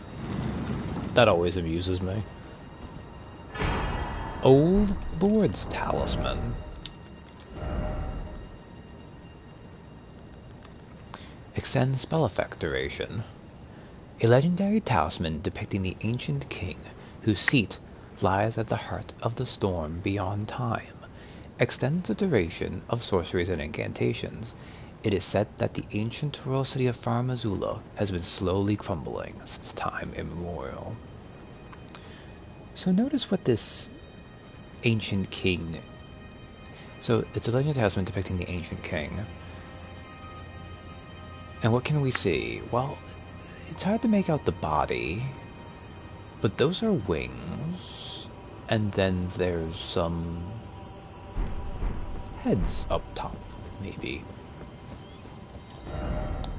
So now that we do that, we are beside the Great Bridge. Where the hell? Crumbling Beastgrave Depths? Yes, I want to go around this way. So Tempest facing balcony? Okay. I missed something earlier. Let's see if we can find it.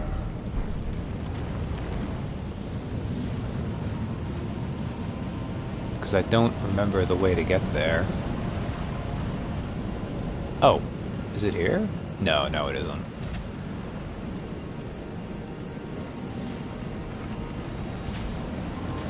How do you freaking get to the place I want to go?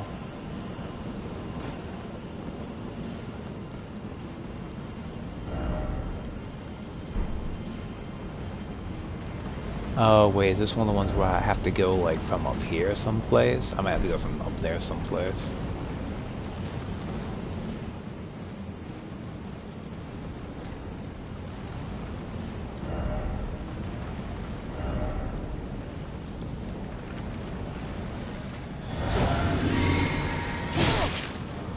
yeah, I don't care. Okay, yeah, that's not the way to go there.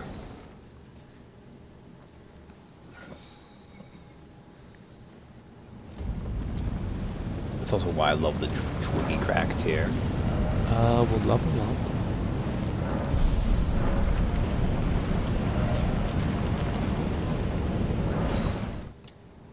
Let's go back to Crumbling Beastgrave Depths. Because I'm near the end, but I want to spend a little bit of time looking. Okay, I don't think it's here, right? Unless is there something place I can go on this side, maybe?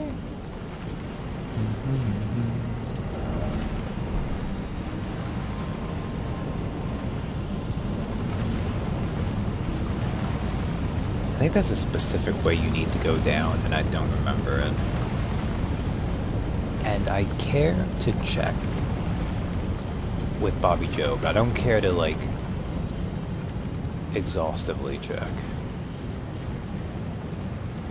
If only I had a ranged battle. No, it's not this way. Okay, well, it's faster to just die.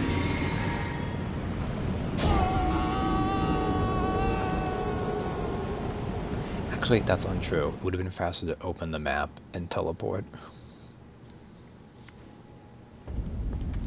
But oh well, either way.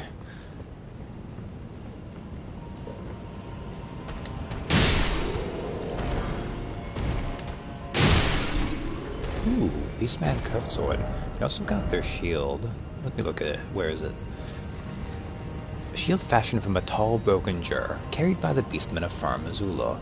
There is a particular knack to wielding it. The Beastmen have always fired earthenware jars for the express purpose of making shields. Such are their ways, strange though they are. And then Curved Sword would be up here.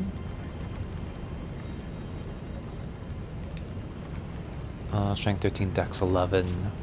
Curved sword forged of dull iron, wielded by the Beastmen of Farum Azula. The blade is heavy, but well balanced, comparatively easy to wield for the damage it delivers.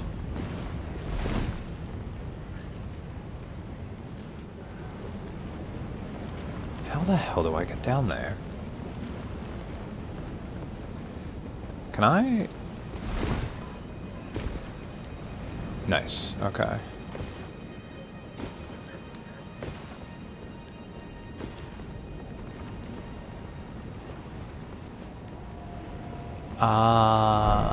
This is how I do it.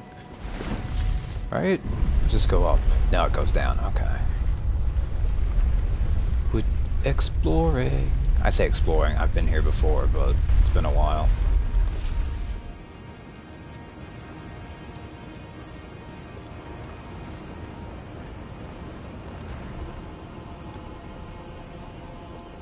Okay, we can go this way first.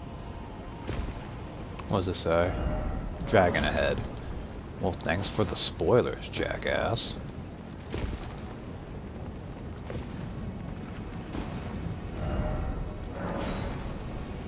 I hope you guys weren't tired of ancient dragons, because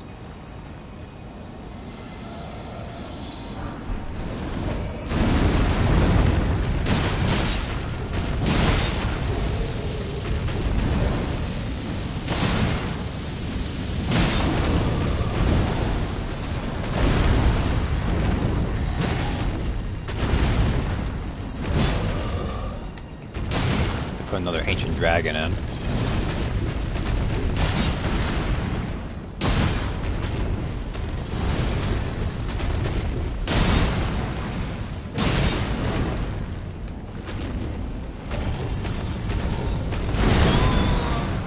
Ow.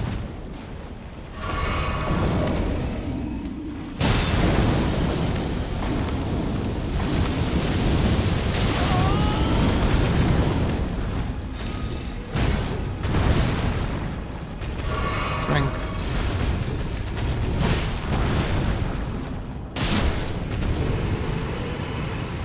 All right.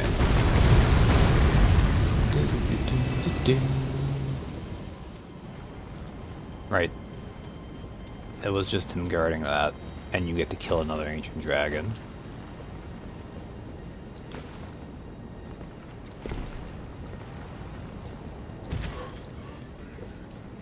Okay, now I think the other thing is if you go all the way over here...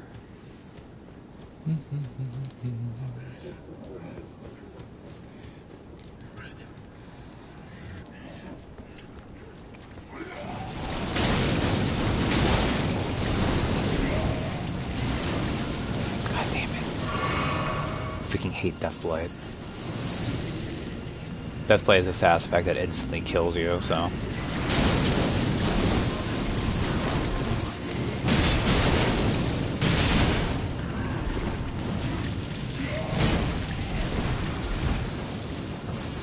Great.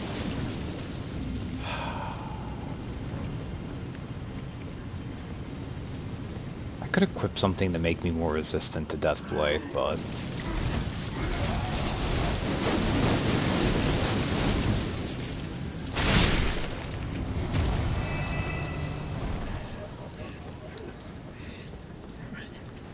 I wish I had a ranged attack for these guys.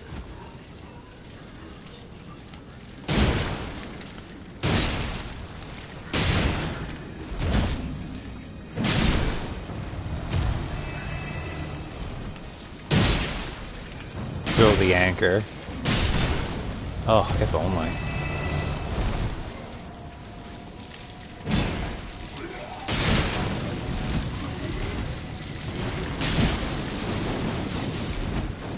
A dwarven throwing anchor. Ah.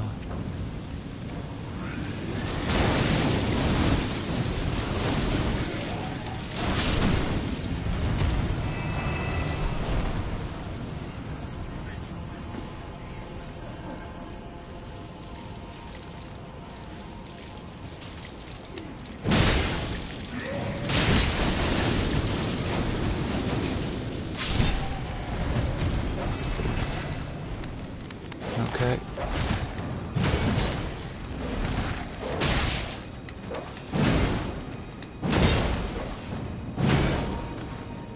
Stupid dog.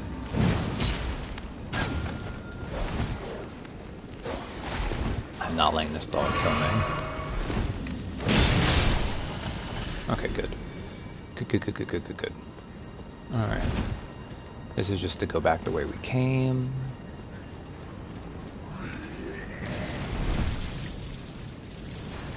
I'm not fighting you.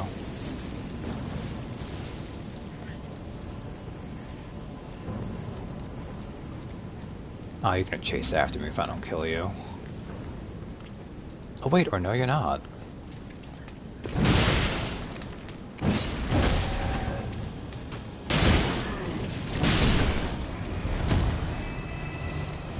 I kinda wish I just let him go. Where does this ladder take me? Try up. Still in a dream, snake eater. Oh man. It is not, of course, fair to this ladder. Although it is taking a decent chunk of time. But it's not that big.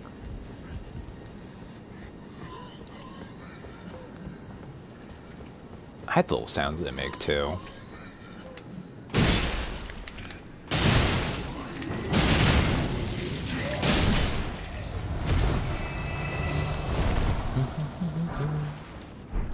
Wow, smithing stone 8. Wow. Try jumping. Ah.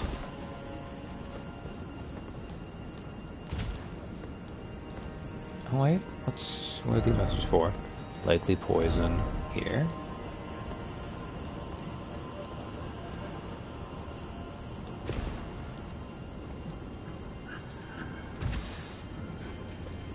And then there's a big worm face where there's this little worm face.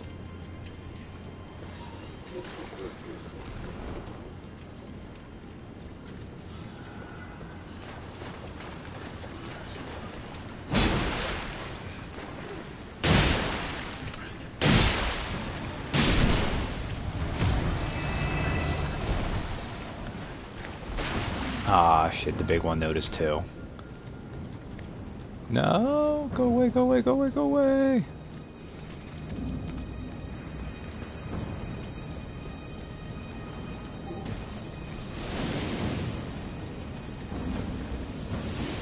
You have awoken Warm Grande.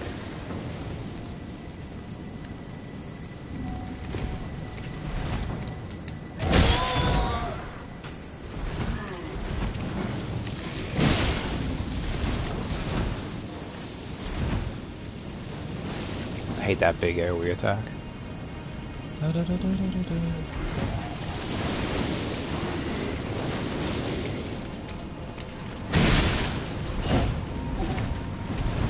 Oh no. Run, run, run, run, run, run, run, run, run.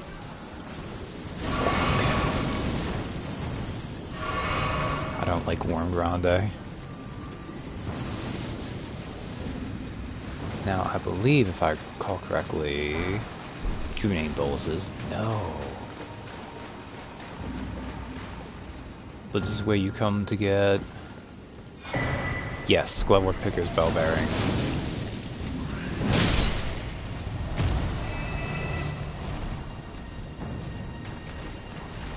Oh, good. Warm Grande got stuck. Sucks to suck, doesn't it, jackass?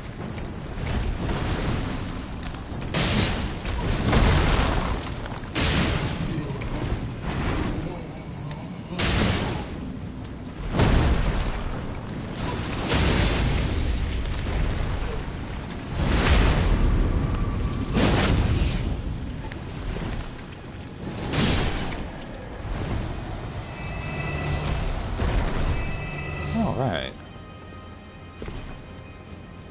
So yeah, so the ghost one was all the way at that one edge, and then here was where the other one was. So there we go.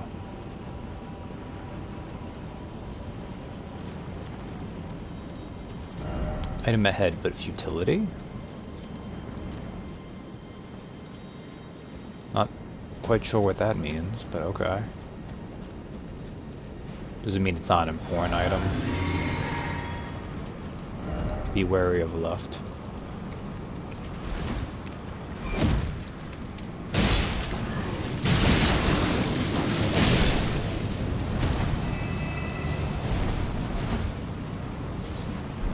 Oh, it's Gravelstone, okay. I want to go home. And that's the end of the line.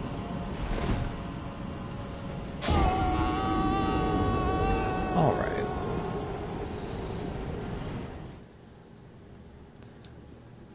So with that, that's Far Missoula basically. We've got the two bosses left. Which I think I can show off. Beside the Great Bridge. I think I'll show them off before wrapping up the stream. I'm not going to try to kill either one of them. But I'll try to get to their phase 2s, I think.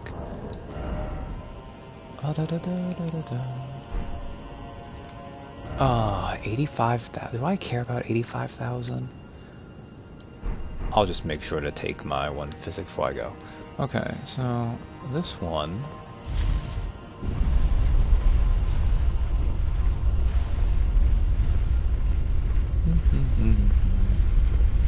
So, how do people feel about kaiju?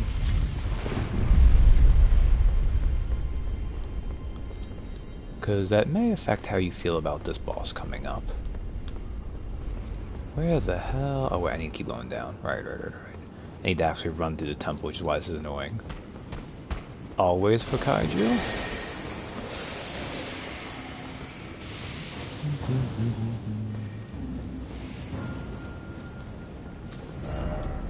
So here, go down here. So, we look down this way. Why, that's a big old twister. One could almost say that might be the heart of the storm.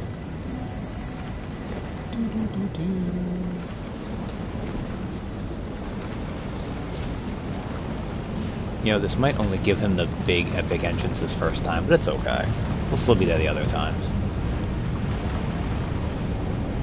Lie down.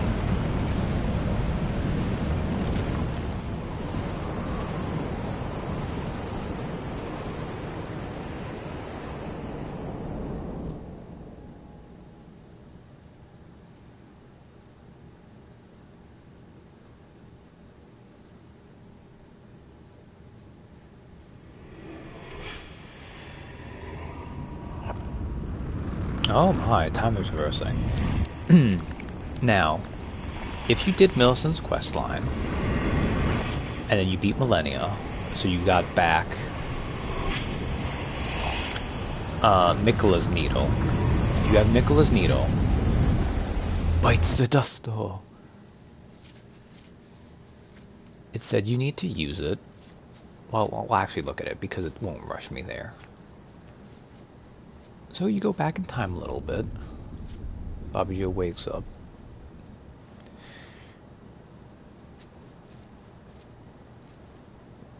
Big empty arena. A little lightning sort of going on. And floating here is the Lord before Marika.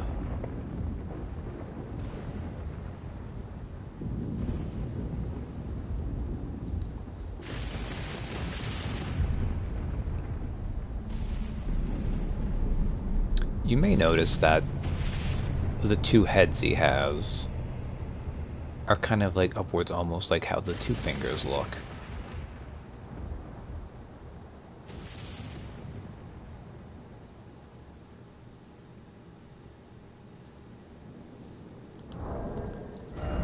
So if you have done the Frenzied Flame and you want out, the needle is as yet unfinished and can only be used in the heart of the storm beyond time, said to be found in Far Missoula. This is where you use it. You don't need to beat this boss. You can use it while fighting this boss, but you need to do it here. Everyone, let's say hi to Dragon Lord Placidusax.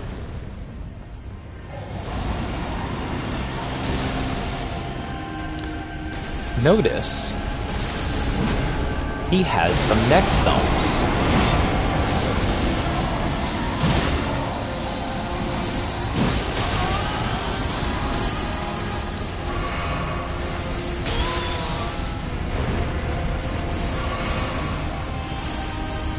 You could say this is a Ghidorah. Like, you could say this is a Tiamat.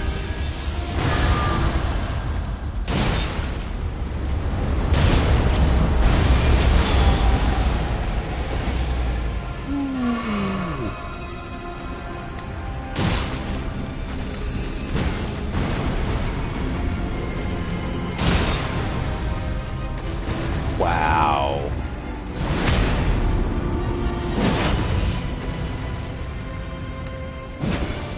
He is a truly awesome. So he's going to do his second phase.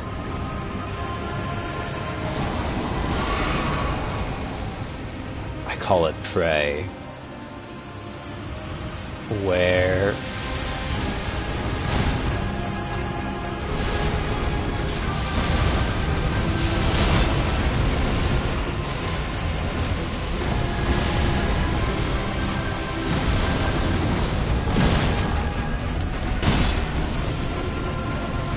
wow, I never fight him this cleanly. I'm going to regret not killing him tonight to leave him for next time.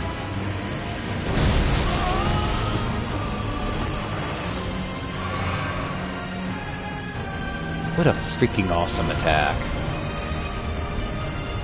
Now let me get him low enough to do his other big attack.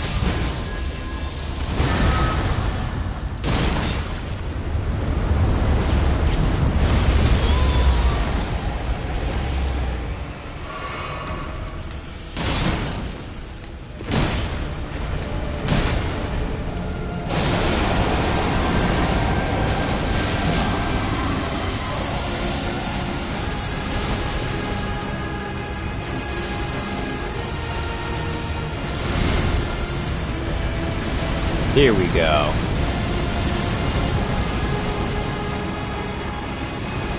Shin Ghidorah. Lasers.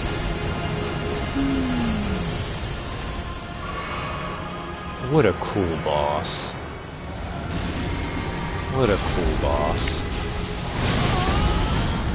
Alright. Really, bro? There we go. The immortal words of Seto Kaiba. Yes. Yes. Yes. So that's one of the two bosses here. Well, I'm lying. One of the three bosses here. The Godskin duo sucks. No one wants to think of that. The other one...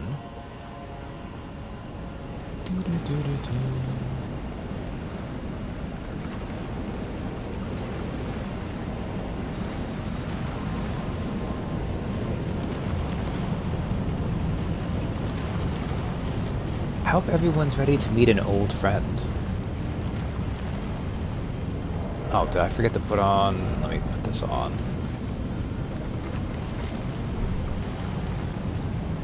What do I have? I'm not even using it.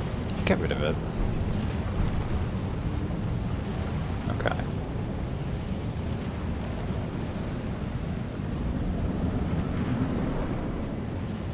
Tarnished. Why wouldst thou? Why? Hi, beast clergyman. It's no matter. I hereby vow the destined death shall not be stormed again.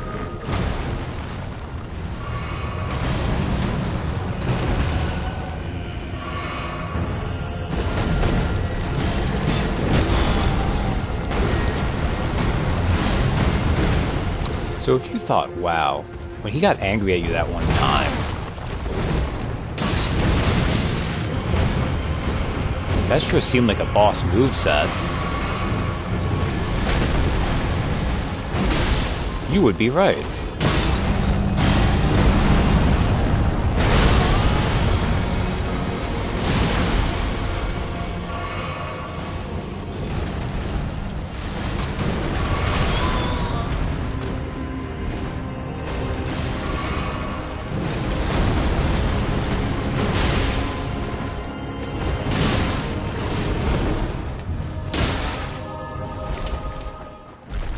But this isn't Gerank's true form. We heard him talk about Marika. He was eating Deathroot. He was consuming death. Oh, what is that? Oh, death. Become my blade once more.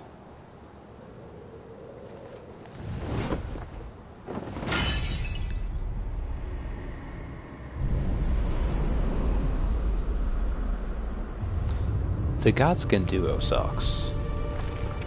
But the two other bosses in Crumbling Farm Azula are so cool.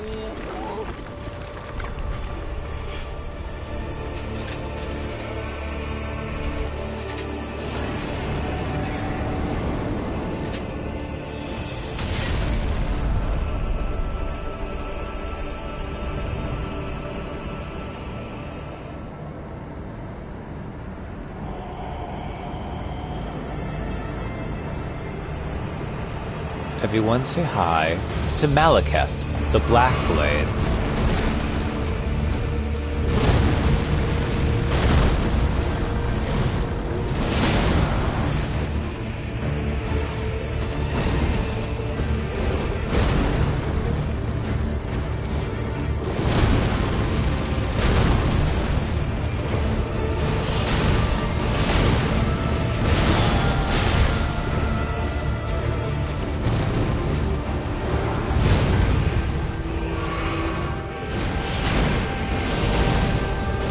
He does flips and shit.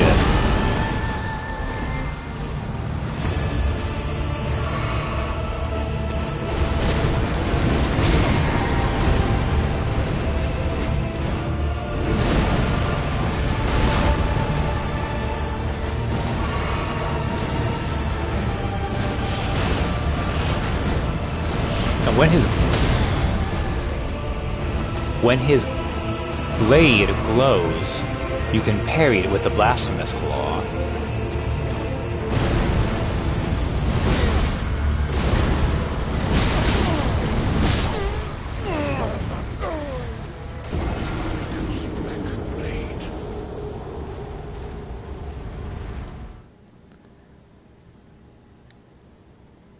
So on that ass-whooping Bobby Joe just received, we'll leave that for now.